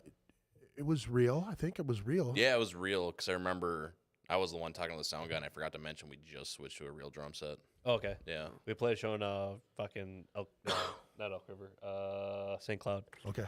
And his car, the key fob decided, like, I'm not communicating with you, dude. So his car died. Brought it to a junk or Whatever fixes Fixes things. I don't know, mechanics. And then they had it inside Words the are gate, hard. and all my drums miraculously disappeared. So they ripped your shit off? Yep. I don't know. We don't know what happened. I asked for camera Apparently- footage, and like, we're not gonna sift through all that. I was like, I fucking will. That's not my shit. Like, I want to know who took my drummer's stuff. And they're just like, okay, cool, and they never got back to me. So like, one of your employees, it was one of your obviously. employees, I think they try to say that they broke into his car with a butter knife. I'm like, it's a fucking 2012 Toyota. I mean, sure, it's a Japanese car, but I'm still pretty sure you can't do that. No, I tried it after. With a butter Didn't knife? work. It didn't Yeah, work. I'm with a gonna butter stress knife. test this. Yeah, Yeah, you maybe can't- a you can't- '90s Honda, sure, but Is I it don't the- know. Yeah. They jam the keyhole, break it, and then do it. My keyhole's fine. Huh? They didn't break into shit. Nope. They just left a butter knife in there to make it look like someone stole my shit. Wow.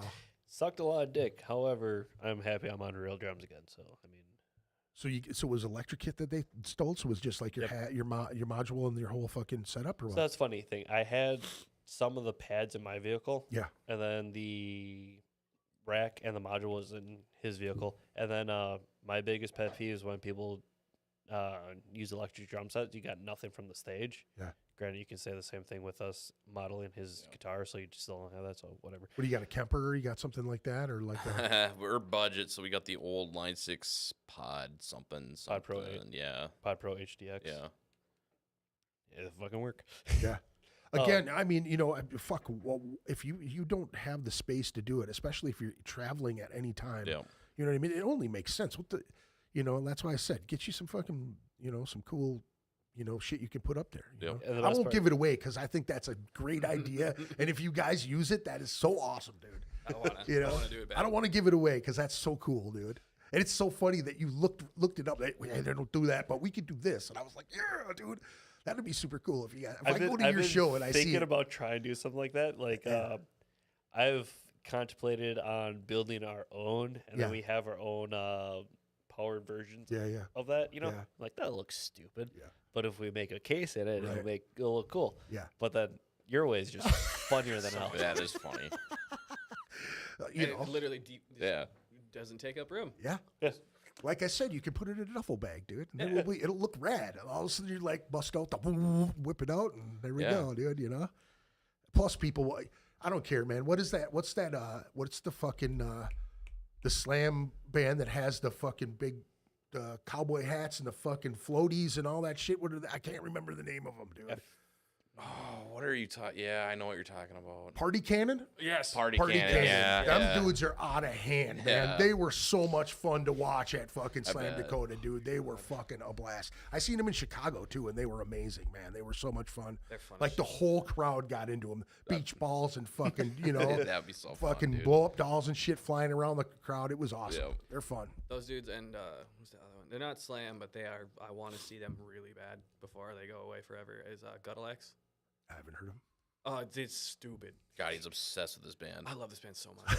It's so bad. They are awful. They are so fucking bad. Their And like, there's vocals are. they're great. I don't care what you say. Is it like the ugly dog that's so ugly it's cute? Kind of. But they have this whole thing. They're like sewer workers, right? Yeah, and then yeah. they have this. They have a porta potty for festivals that Yeah. they will carry people around in. Yeah. I think their Just whole throw toilet aesthetic paper. is poop. Yep, it's poop. Yeah. It's all poop.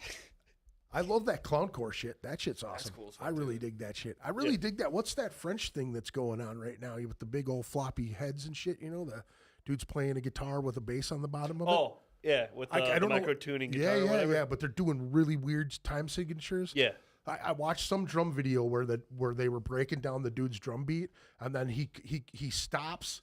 And it's looping, and he's doing something else on another thing where the guitar player's like just doing beep, beep, beep, beep, beep, beep, beep, beep, just really weird shit. Yeah. You have to look it up. I know you've seen it. It's all over the place right now. They're in, the black and white polka dot dudes. yeah. One guy has a fully erect nose, the other guy's a flap sausage. Oh, yeah. It's just the drummer and the guitar player, yeah, bass player with a yeah. gigantic pedal board on the fucking Yeah. ground. They're amazing, dude. Genuinely have not seen that. Dude, you have it's- to watch. it's It's really really interesting. cool. Alright. That's It's awesome, really dude. twisted and weird, dude. I like if you it when I saw it, I was like, oh, this is like a refined version of the clowncore shit. You know what I mean? It's just weird time signatures Yep. and crazy. Yep. I saw some video of that clowncore band, and they look like they put on a great show too. sure.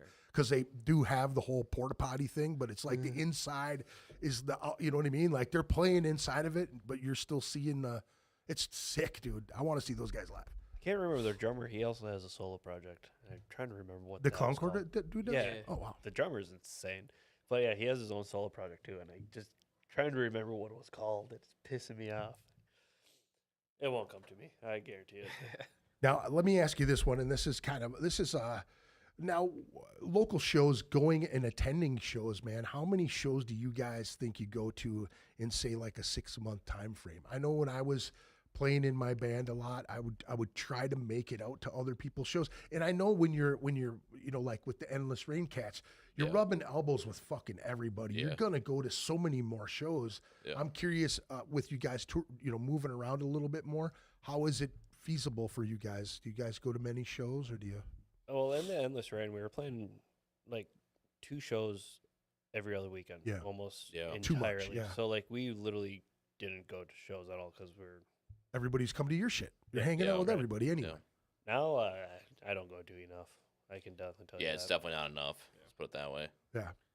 I Yeah, feel the just- same way. I promote a ton of shows. I promote Yeah. everything I see, but I haven't been out in a long while. I meant to go out last weekend, but it was like I was working in the fucking garden, putting a garden together, and then I was like, do I really want to go out and hang out with a bunch of people who aren't drinking when I want to get wasted?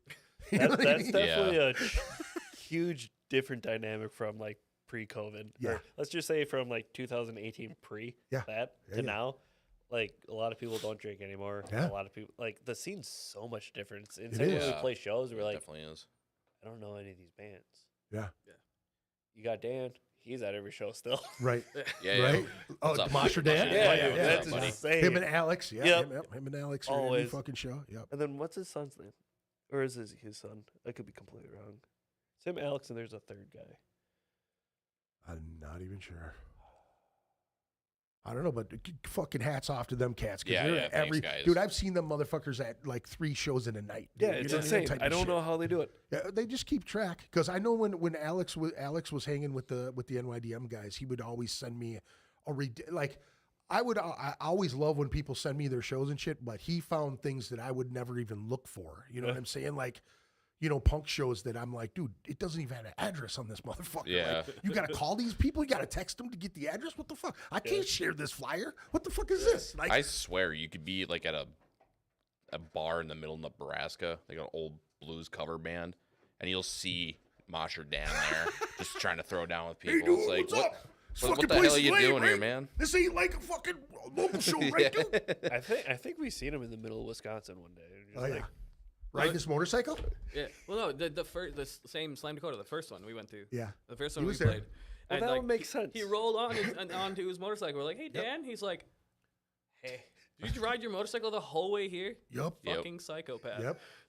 I think that And then was he's got mocked after he was the in a entire- crash that year too. Yeah, he told so me he like about it. crashed. He got that Fat Boy. Then he crashed that one too. Oh my God. Jeez. Dude, you see the video of that fucking crash, dude, where he went flying over the hood of that car, dude? It was ridiculous, man. Ridiculous. He posted that shit on Facebook. That's I have wild. not That's seen that at all. crazy. He survived like three motorcycle crashes in like a 2-year time frame. It has to be at least three. At least three, That's dude. insane. It's all that internal canvassing from Mosh. Yeah, That's no it, shit. dude. Yeah, He puts it off so much that the cars want to mosh him. Yeah. You know what I'm saying? Yeah. Hey, there's that dude. Hit him. You know? I'm moshing on the highway. I don't care. Yep. He should definitely have that tattooed on him somewhere, dude. Yeah. I really do want to have Dan on here just to pick his brain. You Yeah. know what I mean? Like what he got, how damaged are you? Dan? You know what I mean? Like, I mean, come on, the dude's older than I am, and he's never not in the pit, dude. Never. I've never Always. seen him ever go down in the pit. I've seen him go down. Have you? Oh yeah. Okay. But everybody loves him, so he's right back up in no Yeah, time yeah. flat. You know what I mean? I don't Yep. think I've ever seen anybody I don't even think I've seen him get mad at anybody for Nope. hitting him. You know Nope, what I mean? definitely never seen Because that. there's all, dude. There's a guy that he knows that I've ran into, and he's a tough guy. Like he bangs. You know what I mean? When he's in there. And Dan was like, "Oh, so this guy hits way too hard," and he hit me really hard one night. And the next time I saw him, he didn't remember I met him, and I snatched his ass up and pulled him out of the pit. And I was like, "Yeah, motherfucker!" like that. And he just went like this, you know. And then he came around, and we just smashed into each other. And Dan was Yeah. like pointing at us, and I was laughing. I was like, "Dan, he don't remember meeting me, dude." This guy's like, "Do I fucking know you? Like, why are you hitting me so hard, dude?" You know what I mean? Yeah, he was trying to take my fucking head off, dude. I was like, "God damn, this dude's crazy, man." I mean, every so often though, you do get drunk to a point where you're like, I'm going to mosh way harder than I normally Oh, do. yeah, I did think that. the last Yeah. Slam Fest I went to, I broke 3 ribs. Oof. It was a rough recovery. Dude, that's no fun, man. No. That's a long recovery, dude. Yeah, it sucked. Breathing, coughing, laughing, shitting, fucking twisting, turning, Yeah. playing drums, fucking jerking off, you name It was dude, terrible. You're in pain, dude. That sucks. The part that pissed me off the most, though, the doctor's like, "Does that hurt?" I'm like, "Yeah." Huh. You mean right here? You feel the pressure? It's Yeah. like in between. He's like, "You got a couple brokes here in your sternum. There's a couple fractures up in by your collarbone. There's little fractures, but then you have all these like weird like previous breaks. Did you do something?" I'm like, "I don't know what you're talking about, dude." Yeah. I've never had this pain before. Yeah, this sucks. This severe. Like Yeah. it hurt like a motherfucker. He poked me. That pain lasted for like 2 days. I'm like, I'm crippled. I hate this. Now we were kind of talking before we went on air about like promo packs and stuff, like from back in the day. And I've been bringing this stuff up on the podcast for a little while now. Like, what do you think in these times now? What do you think people should put together for a promo pack? Like to have it online. I've thrown a few things out there for people. Like I really think it's important, and you guys have this available. Like just a black and white logo on a, you know what I mean? Like Yeah. have a folder that just has a black and white logo or just a plain PD or PNG, or, you know, like a picture of you guys, that type of shit. I always say that's like the minimum you can do is just have it available for people. Hey man, I'm at work right now, but I really need a logo from you guys on the Facebook right there in the thing. Click Yep. it. It's there. So the afterthought, guys. Joe brought something up a while ago. I don't know if he had it for our weekend tour, but expanding on it might be a really good idea. He printed out business cards, right? That Yeah. had their band name on there and all that crap, Yeah. you know. And then since music's almost always free now, no one really buys it. It's always streamed. It'll be smart to actually have a QR code that goes directly to The like site. your Spotify Yeah, no or shit. your whatever, Um, and then they can just have that in their own. Bloop. Yeah. That would be probably solid. Similar thing, the Embedded and Flesh guys have those cards, and then QR code goes straight to their Spotify. Oh yeah, they have That's those like little coasters, squares. right? Yeah, they're like little coasters. Yeah, I didn't look at that. I just saw the front side. I didn't flip They it. just straight Now, to I their won't Spotify. say what you guys were talking about before, with the currency and all that other shit that you guys were Oh, talking yeah. about. I think that's a really cool idea, and it's something that nobody's done before. You know what I mean? Like, you see bands like Party Cane, and they'll bring shit that will, people get to play with. There's beach balls and shit going on with Party Cane and on them and shit like that. That I always enjoyed so much is like getting the crowd to fucking have fun while they're, you know what I mean? I remember a band that would bring bean burritos to their shit, and in the middle of the in the middle of the set, dude would come out with a fucking bag of bean burritos. Hey, who wants a fucking? The dude would just chuck burritos at people's heads. But you would see these motherfuckers because they were hot, real burritos. Yeah. People in the crowd would go, fucking eat a Okay, burrito I'm while gonna they're eat a drinking a burrito, beer and dude. shit. You know what I mean? And I badass. always thought it was hilarious because they always got eaten. There were never any burritos on the fucking floor, dude. You know what I'm saying? And it's like, hey, I came to see the burrito band, dude. Well, You yeah, know, it's a good idea. You're thing. feeding Yeah. the drunk people, Fuck you know. yeah, you are, dude. You At least know, one person's doing good decisions. Yeah, yeah. soak this up, dude. You look like you need it. Yeah. You know that type of shit. We started doing two things recently, which I think are really funny. Do not fit the aesthetic at all. Yeah.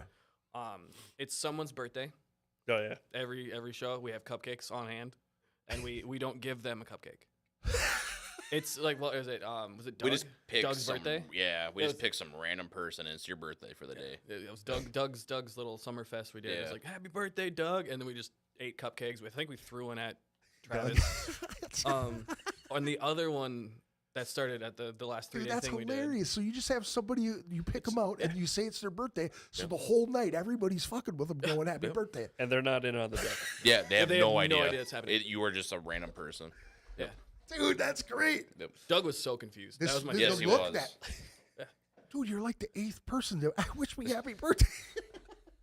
That one was my favorite. I want to do the other one we talked about before, but then the other one we started from a practice joke, because Greg and I fuck with each other. He fucks with us too, but I can directly fuck with him.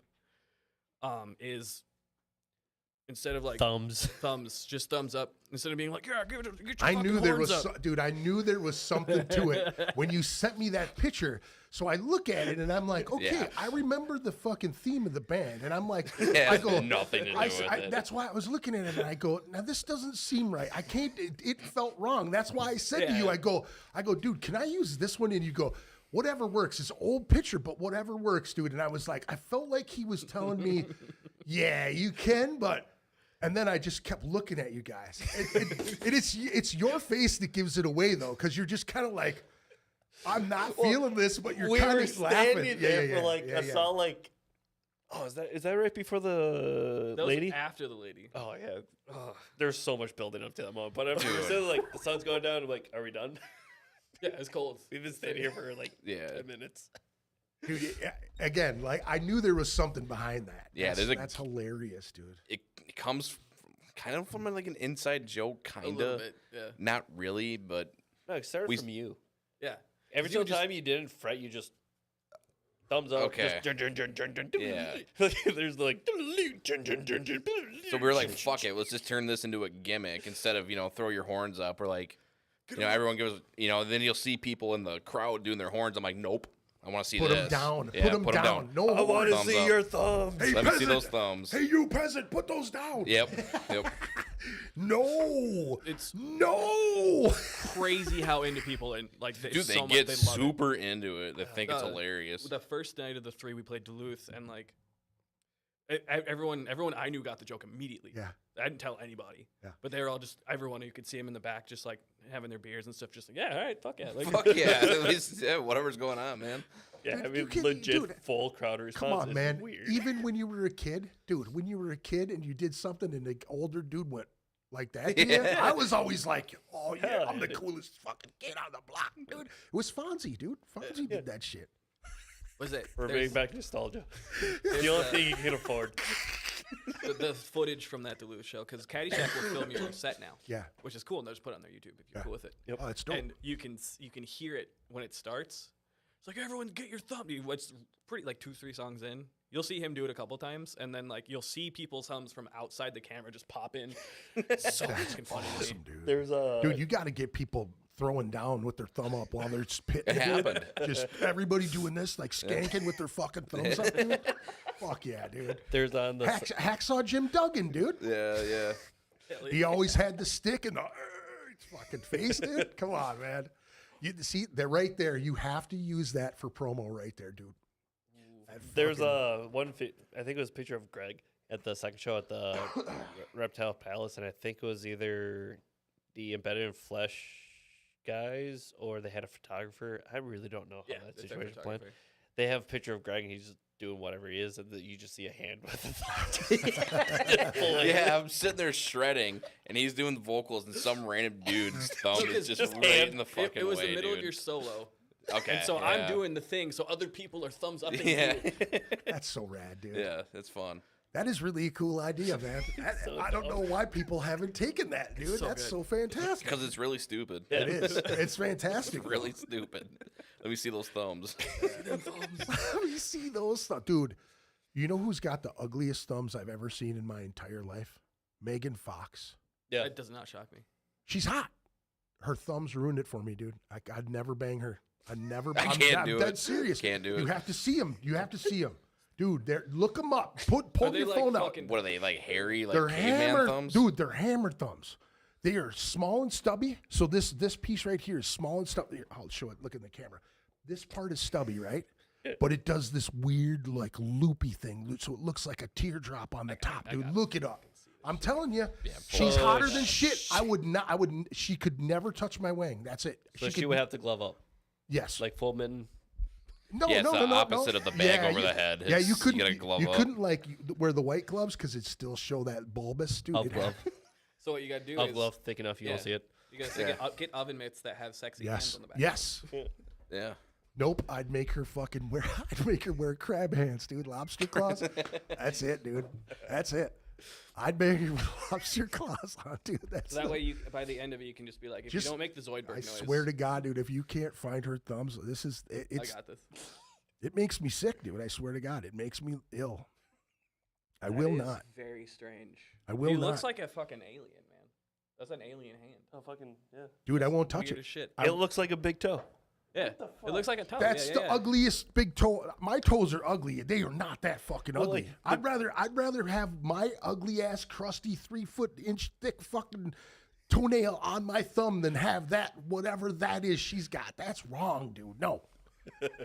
Sorry, that's bad. That is the hottest take of a thumb. I'm very Yeah, passionate how'd about you it. notice that? Like, Now just- I'm going to tell you, dude. He's into I'll tell, hands. no. I'll tell you got a hand because fetish? No, absolutely not. It's the exact opposite. See, here's the thing. I like to look at other parts of women other than just their tits and ass, right? Wrist up. No. You know what I mean? Like Yeah. you look at a woman and appreciate what they got, right? She's a beautiful gal, no doubt. Yeah. But there was something in passing where she was like doing something and I caught it and I went, no. And I said, fucking Megan Fox's thumb. And I looked it up. And as soon as I saw it and I zoomed in, I was like, oh, no, I could never do that. She'd have to wear fucking lobster craw. She'd have to have the lobster craw, dude. There's no. Lobster crab. That's right, dude. That's right.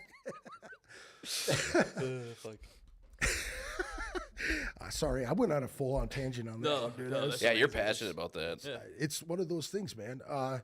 My last question: local shows versus out of town shows. Which do you prefer? And Out of town. why? Out of town. Yeah. And why?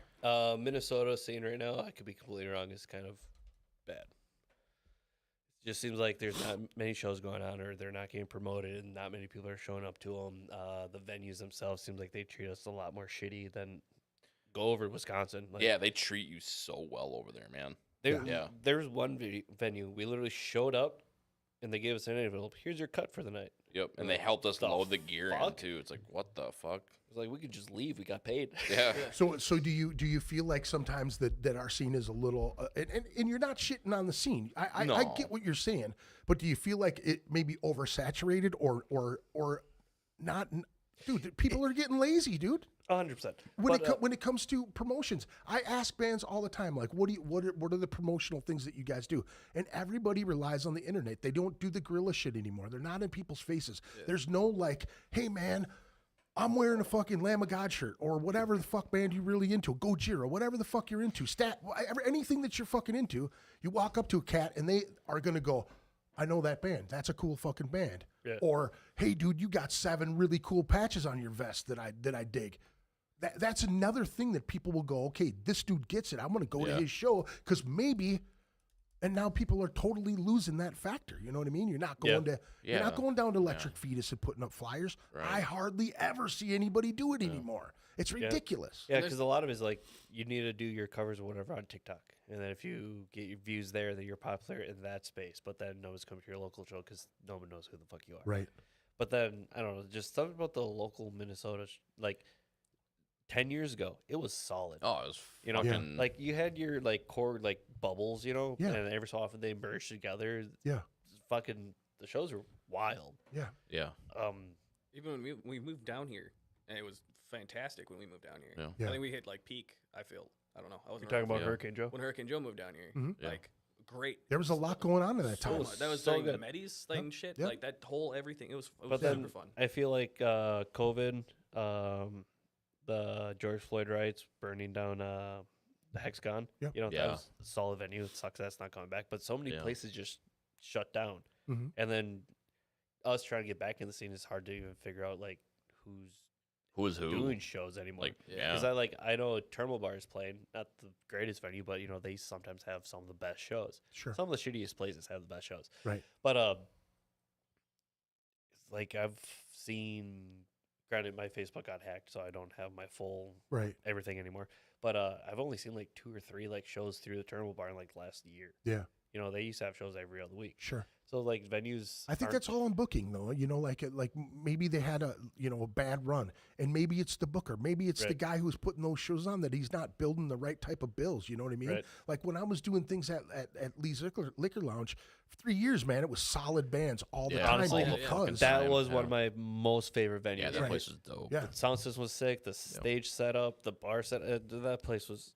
Dude, it reminded so me like pissed I that grew up place in a was gone. VFW. You know what I mean? Yeah. So that was like the old school corner bar for me with a great sound system, great lights. I was talking to a guy earlier today about that. It was like I was really fucking spoiled when it came to photography because I had a place I was booking for 3 years. I had all the great light. If I didn't like the color of the lights, I just walked over to the dude and said, "Change the fucking light." You know what I mean? I want to shoot in this light, and it would happen. You know what I'm saying? Yeah. And you know, if I didn't hear something right, I could go to the sound guy because I was the guy helping him Definitely. get the gig. You know, Yeah. so he's like, "Yeah, dude, change this, change that." You know, it was so free then, man. You know what I'm saying? But I agree with you, man. It seems like it's lacking in some There's way. something missing. I can't tell you what that is. I feel like right now, honestly, I feel like there's an uptick, there's an upswing, and Yes. this is Yeah. why I say this is because now I'm starting to see people go outside of the norm. They're booking Thursdays and Mondays again. Now, Yeah. now remember when Mike and whoever was doing those things at, Yeah, was at it the Mike Monsieur and fucking Matt? over at the Minnesota Music Cafe on those weird nights. You remember Yeah. that shit? Yep. Yeah. And then it was like it took a long time for it to gain momentum, and it seemed like when it gained momentum, it stopped, right? Yeah. Right. Because everybody literally. basically took all those and branched off to those weekend dates at every other place because they, you know what I'm saying? But to me, it seems like now those dates are starting to book up so much around town that people Yeah. are even thinking about playing off nights at 9 p.m. on a fucking Monday, Yeah. and people are actually showing up. That's the weird thing about it. You Yeah, know what I that mean? to me that's insane. But if it works, it works. Well, and here's another thing that I feel like it's starting to bloom again. Now somebody's doing stuff at the Keller Bar again, or up at the red carpet. Oh, really? Yeah. So Tempest is helping book there as well. Okay. That's a good. She's always willing to help people out with shit like that. But she books both of those 2 rooms up there. Okay. Then there's the guy in St. Peter. I don't know that guy's name, but he does that cryptid. The cryptid something or other. He's been doing a lot of things down in Mankato. I think he may have. Bob. Oh, That's it. Yeah, Bob. Yeah, I can't. What's his last name? Pavlenko. That's it. Yeah, That's the guy. He has a Great 3-inch guy. taint. And that's the again, this is why I say This is why I say I think it's on an upswing because there's so many things going around, and you know how it is in the summer too. It just gets fucking jammed. Everybody, there's not a lot of people want to go into a club when it's fucking nice outside. They want to stay outside and drink with their buddies or hang out and smoke weed or around a bonfire or whatever. You know what I'm saying? But I'm there with you. I feel you. And then I feel like a lot of the bands like all the bands from that time, most of them are gone. COVID killed them. People moved on. Families, whatever, and a lot of the bands that are coming in are now like the younger crowd, right? And so they're still trying to find their footing, which some of them are doing well, some of them have a little arrogance to them, so they're kind of burning themselves and making like people coming to the scenes. Although all ages shows right now seem like they do the best in Minnesota, right. Which more of those need to happen. Well, I've heard people. Nate from down at the Shred Den, he does guitar lessons down there. Tannic always talk shit on local bands. He always bullshitting like that. Says that one of his guitar students from Margot's Forehead, Margot Robbie's forehead. Right, so one of his ex-students came down here with his band and they played at the Flying V, and he said there was 300 kids in that place. Jesus. And dude, I was like, why are we as old motherfuckers who are in bands, or I don't even know why I'm not doing it, where I wouldn't take and find a band like you guys are having a show, right? And split the flyers with you. And then go to one of these fucking shows and hit these kids up and go, hey, there's a really cool podcast I've been doing for fucking 13 years that showcases all this cool shit. And if you got bands that want to come over here, fucking shoot them my way. You know what I'm saying? Because I want to get in the middle of this thing. But I said 300 kids, dude. And he goes, they were all throwing down. Dude, it's insane. Dude. It is. They just go fucking nuts. Like, honestly, when it comes to playing shows in Minnesota, if you want the best crowd response and the best like reception in general, it's kind of a catch-22. But you need all ages, right? But the biggest problem is, you might get more doors, but if you're getting more paid off the bar, you're not going to get paid through the house as much, so that kind of sucks. And then most kids don't have as much money, so you're probably not going to sell as much merch. So I mean, see, now you're talking. You're for people who don't understand that jargon. You know what I mean? That's how a lot of us in bands get any type of revenue is through our merch and through sales of what we do and try to keep coming up with good designs and keeping that shit fresh. Having it, I mean, fuck, you could go out and sell all your extra larges while you're on a 4-day run, and now you're stuck the whole fucking weekend with. Sucks. Yeah, it's bullshit. Why do I have 10 smalls? This is bullshit. I've never bought it. Yeah, you never want to buy it, and then all of a sudden you fucking you get rid of you wholesale them, right? Yeah. Hey, give this to your dog. You're giving it to everybody and their fucking mother, and the next thing you know, the next weekend they want them. Yep. Yeah. Hey, I got my girlfriend and her 5 kids all want fucking smalls. I need. Eat shit. You should have been here a month ago. Right, never. Hey, call me back when you grow up another foot. Right. You start busting out the little thing. You got to be this tall before you can buy a shirt. That type of shit. But then like the young crowd, right? Because they're the future of the scene, right? So, like, if you play a lot of those shows as they grow up, and if you're still around by the time that they're able to go into 16 or 18 plus, depending on their age, then you should have a life fan there, But that's also depending if you as a band are going to be around another 4 or 5 years. Right. So, like, because most of us are doing this as a hobby, if we make it bigger, we can make money off it. Sick. The reality of it, we really don't. I would like to say most musicians in Minnesota, especially metal, we're doing it as a hobby. Yeah. Absolutely. It's just a passion project. Yeah. Granted, you do want some offset so you don't, waste your whole entire life paying off credit cards. Well, but here's the thing. I mean, the kind of stuff that you were talking about too, you know what I mean? Like, I remember never making fucking money for like the first, 15 years of doing the shit. And then it was like the guys that never paid us all of a sudden felt bad for us because they're like, dude, you guys have been doing this for nothing for a long time. And then they're like, hey, you can make money. And then all of a sudden you kind of get behind the door, and all of a sudden you're like, oh, I can make money this way and through my merch. Yep. And I won't shit talk, but there's a promoter in town that does the pay. Everybody called it pay to play. Okay, you got put on the shows, whatever. You had to sell tickets. The funny thing about that was, a lot of times he never like disclosed what if you sold all your tickets, you should be compensated, right? Oh, dude, yeah, you get So- like 10 cents on the So dollar. I at best. so I actually got offered a show, and it was funny because somebody had dealt with this cat quite a bit. Said, "Hey, don't forget to ask this," and I didn't even realize. I've been in the music scene for so long. I was all about, hey, you respect me, you're gonna pay me, right? You know, like I didn't even think about it. So I had to call that guy back and go, hey, I jumped on this show like way too fast. What are you talking like? I've talked to other people and they're like, hey, you compensate. And he's like, well, what's fair? So I threw out a number and he goes, yep, that's fine. But here's the funny thing is there were three other bands on that bill, right? So when I got there, I'd already sold the first 50 tickets. I got a second 50 tickets and I already sold those at the door before I even got in the thing. Yeah. The guy wasn't even at the show. Yeah. His buddy was at the show, and I get a note from somebody else going, hey, this guy wants that money in your pocket. I said, who the fuck is this guy, and why am I not giving it to the guy that I booked the fucking show with?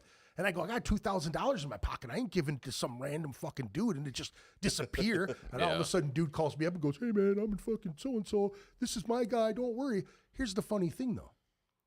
Being an old school guy and never being offered any of those type of shows, right? Yep. To getting offered one and then going in and showing them what it's all about. Like literally, dude, when I called him and said, hey, I need a couple more tickets, he goes, wait, you sold all 50 tickets? I go, yeah, is that not normal? And he's like, no, not at all. Yeah. And I'm like, okay, well, he's like, how many you want? I go, 10. He goes, well, how about I just give you another 50? And I'm like, okay.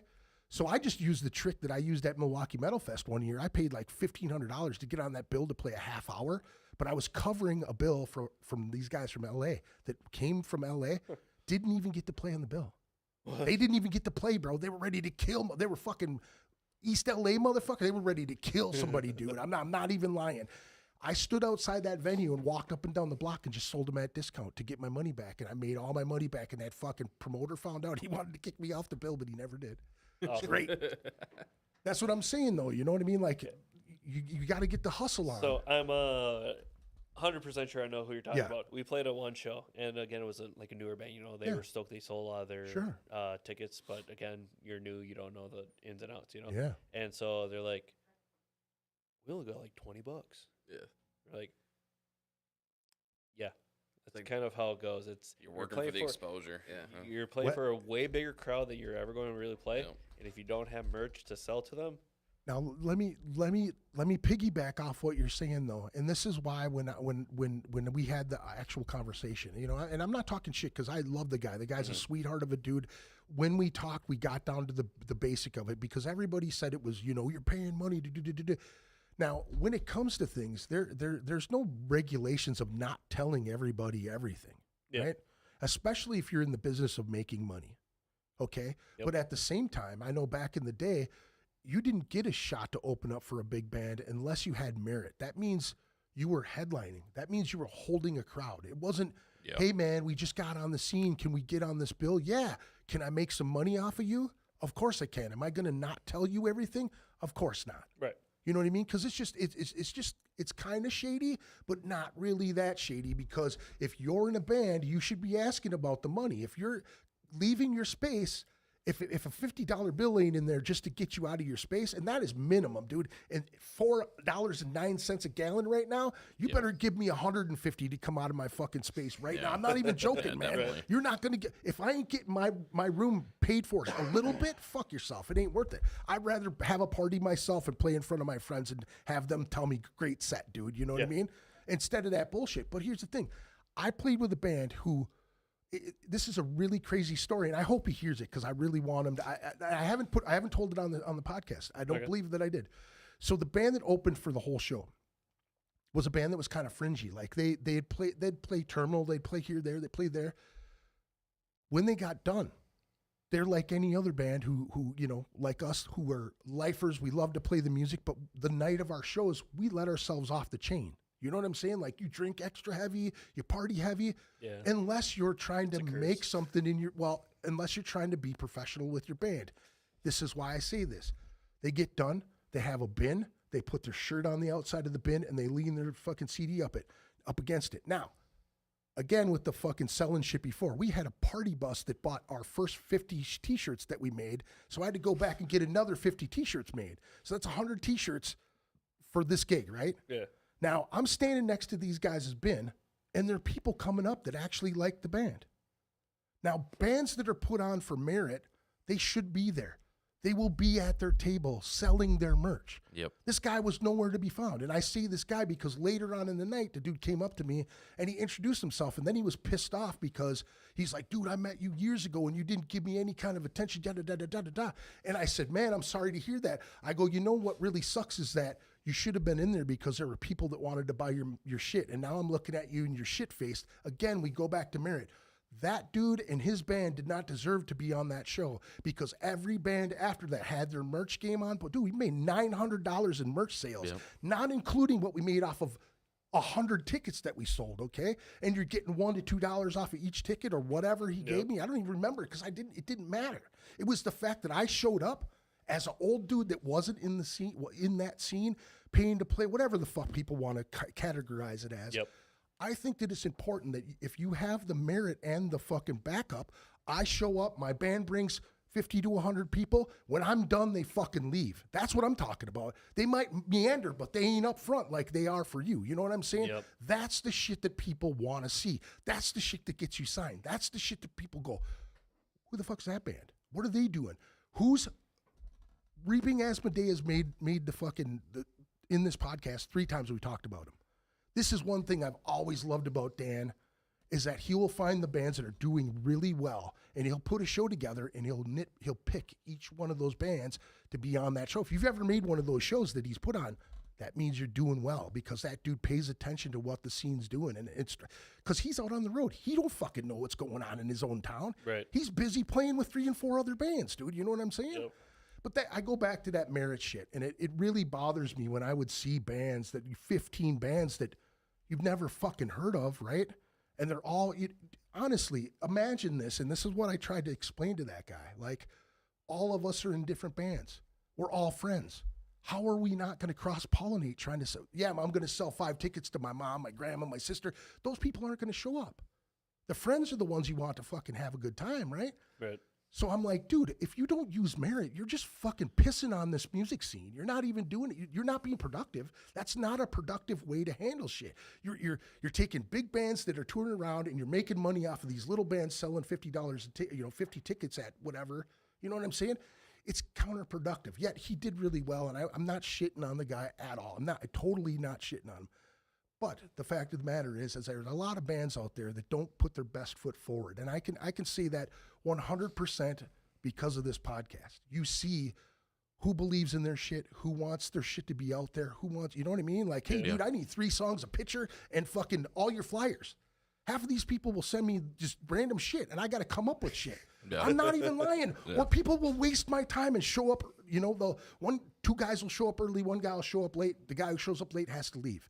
You know what I mean? That's Yeah. It's really difficult for me because, dude, I'm an old dude that believes like if you're playing music, even if it's a hobby, do it for fucking a reason. Well, take your craft seriously. Dude, seriously, man. Like having fun and joking and making it fun. That's what makes the shit fun to play. Yeah. But when you're fucking out there and you're making it fun for everybody else, if you're yucking it up and having a good time, everybody sees that and feels it when you're up there. Yep. You know what I mean? You got your thumbs up, dude. Come on, man. How could you? Yeah. Dude, could you imagine I remember being pissed off as a kid and looking at an old man and him going, like, dude, you know what I'm saying? Yep. That's the best shit ever, man. This is my favorite story.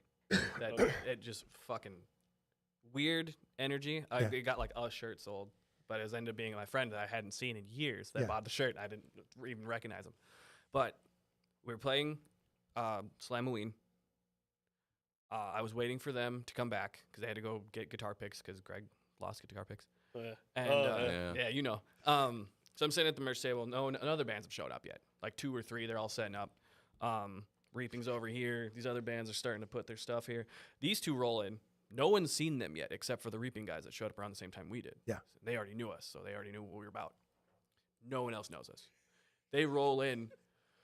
Tyler looks me dead in the face and goes, tries to hit my shoulder, bounces off, hits me across the face.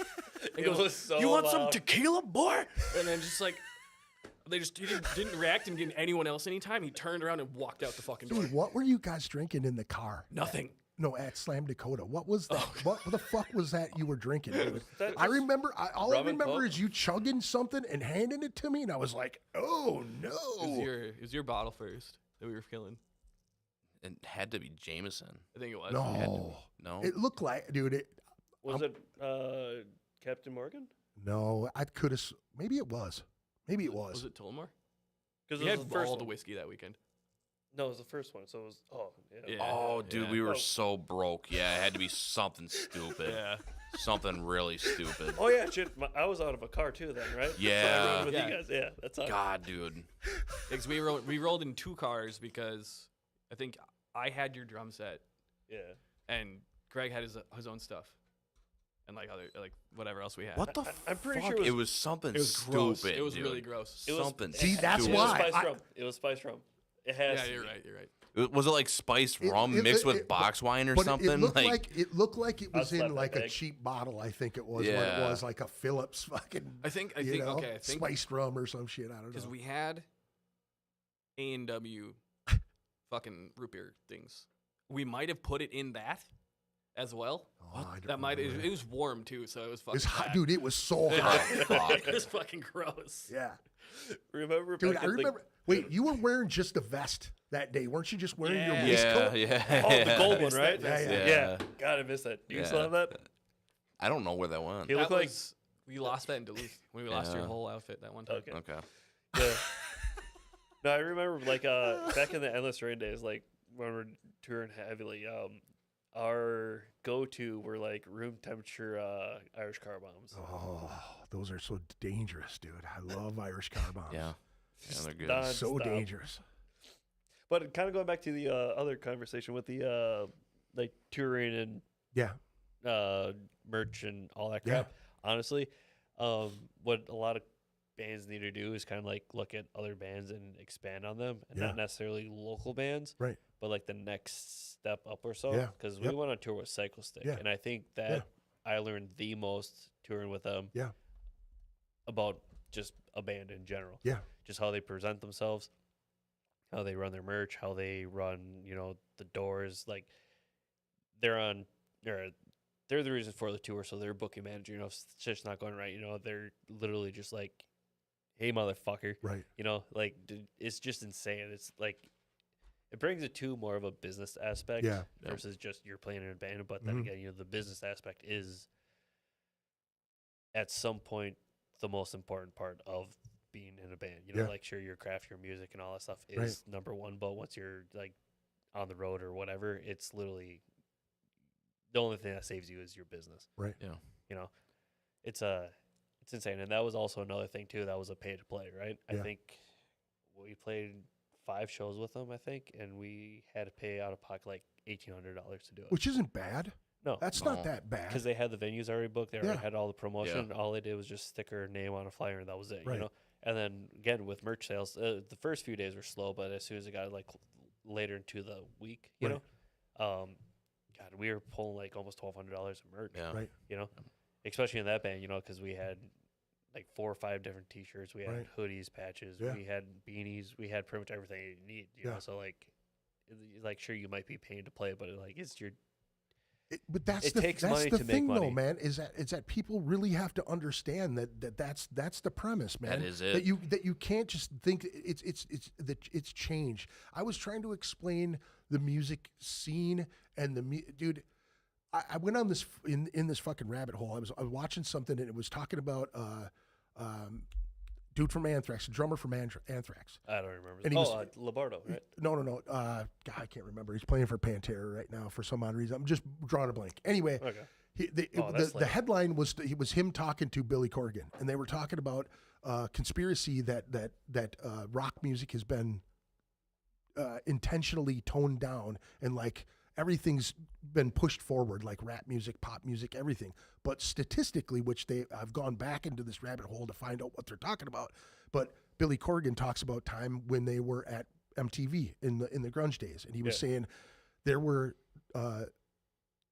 practices that they didn't allow. And then all of a sudden, the next month, NWA was on there waving guns and shit. And he was talking about that. And he was like, everything changed when they were just taking rap and moving them to the forefront. All the things that they couldn't do as rock and roll bands, these other rap groups were doing at the maximum, violence and pushing all that shit. But yet they were toning down all the rock and roll shit. So the highest grossing tours in the last couple of years have all been metal. If you look at the statistics, they've all been metal. Some of the highest grossing, consistently grossing stuff has all been metal, but it's all toned down.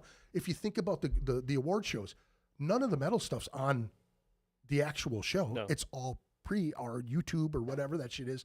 But I look back to the times of being around the 93X guys, and Nick Davis is one of the dudes that Charlie Benante. Thank you, Pete. I appreciate that.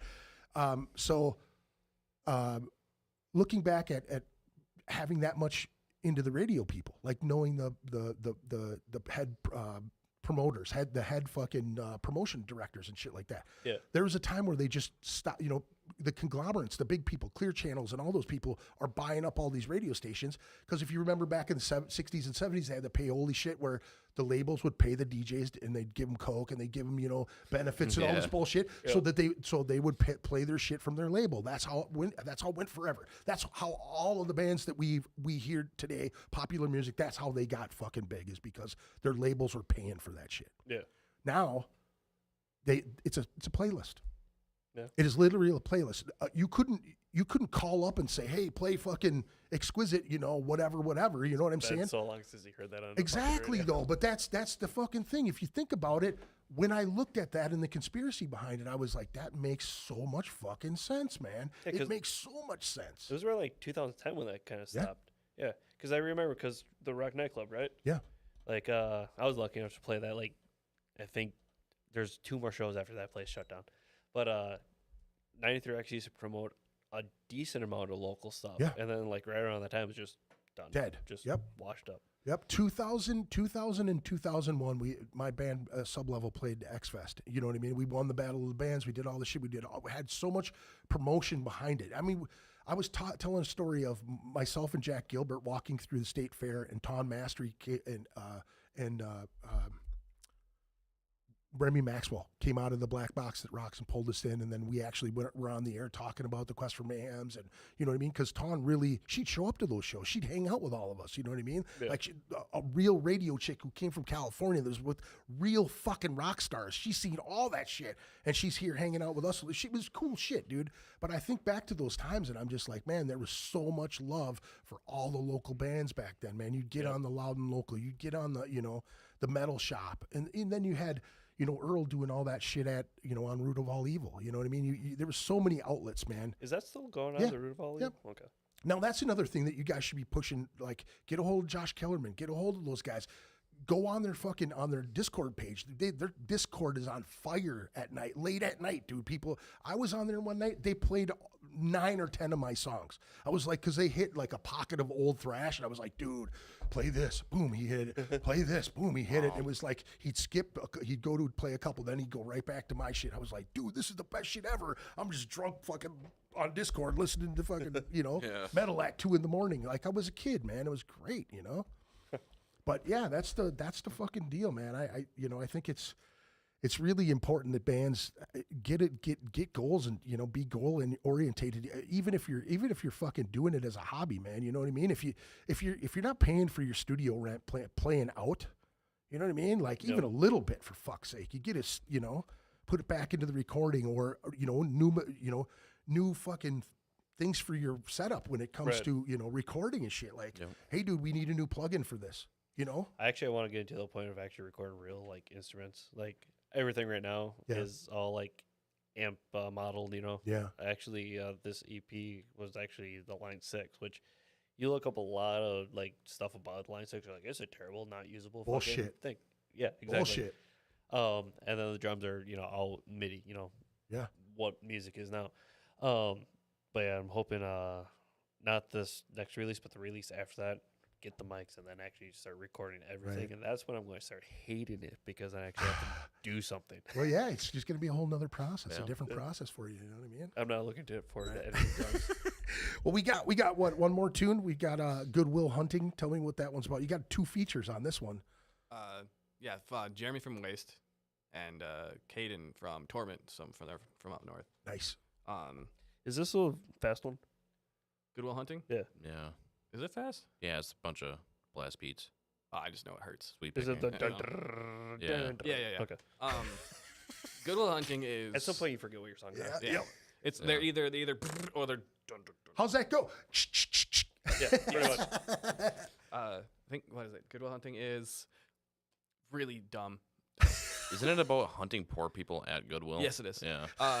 Yeah. I forget why we were doing it. No. Okay. Yeah. So, the concept of this is kind of like taking the movie Goodwill Hunting, right, and then killing people at Goodwill. Basically, the smart people at Goodwill, they're finding all the details or the deals. Yeah. Their IQs are slightly higher than we want the masses to be, Yeah. so we go there and we kill them. We selectively pick. Yeah. Got your little safari So suit you got on. the smart people like, I can save money and get good stuff, sure. Then you got the people like, I can't afford anything else. Dude, It's you just better like hit kill that. it. You better hit that fucking art guy up and use that Savari outfit idea, dude. That's a great idea, dude. We actually Goodwill ran that Hunting. idea for a while. Is like after a while we should like do different eras of rich people, and then Yeah. a safari hunter one Yeah. was one of those. But oh my god, That'd be a it was so hilarious tour fucking idea. hot. Yeah, no, it's Dude, the mounted heads on a fucking wall with Yeah. the big elephant gun, Yeah. dude. That'd be sick, dude. The stupid hats. Yep. Yeah, the stupid hats. One thing in this song that's very, very important Oh, yeah. is I convinced one of the features. I was supposed to be both of them, but one of them didn't want to do it. I say the line call JG Wentworth 877 cash now. Yeah. If you hear it, that is easily the funniest shit that's ever happened to me. Getting this man Live. to say that, like on a feature, Yeah. and he was stoked about it. I know his drummer. Yeah. I talked to him about it. He's like, yo, he was really excited about that line. Just like that one, he's like, no, the rest of the feature I didn't give a fuck about. But that line was amazing. Hilarious, dude. That's fantastic, man. That's fantastic. I appreciate you guys coming and doing this, man. It was blast. Absolute blast. Where can they can get all your stuff on all the streaming platforms? Pretty much everything, yeah. Yeah. I Just look found at- all these videos on the YouTube, and it was like topics. It was like Slam Worldwide and a bunch of things. Yeah, Slam Worldwide, they do a lot of. They have a decent fan base. Yeah. So like if you're smaller and you fit more in the Slam aura, they definitely broaden their horizon on what a Slam is. Yeah.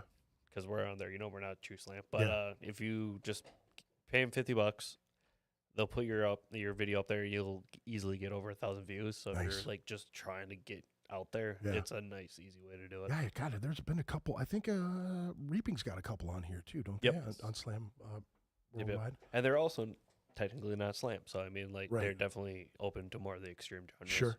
Yeah. Yeah, fantastic. Anything else you guys want to fucking throw out there? Anything? Yeah, we got some singles we're working on. Yep. Couple shows this year. That's about it, man. If you can Yeah. play guitar. Or bass. Yeah, Hit yeah, us we're up. looking for members, man. Yeah. Like big veiny ones? Or- Yeah, You yeah. said members, bro. I'm sorry, yeah. man. Give me I'm that sorry. member. We need, Yeah. we need.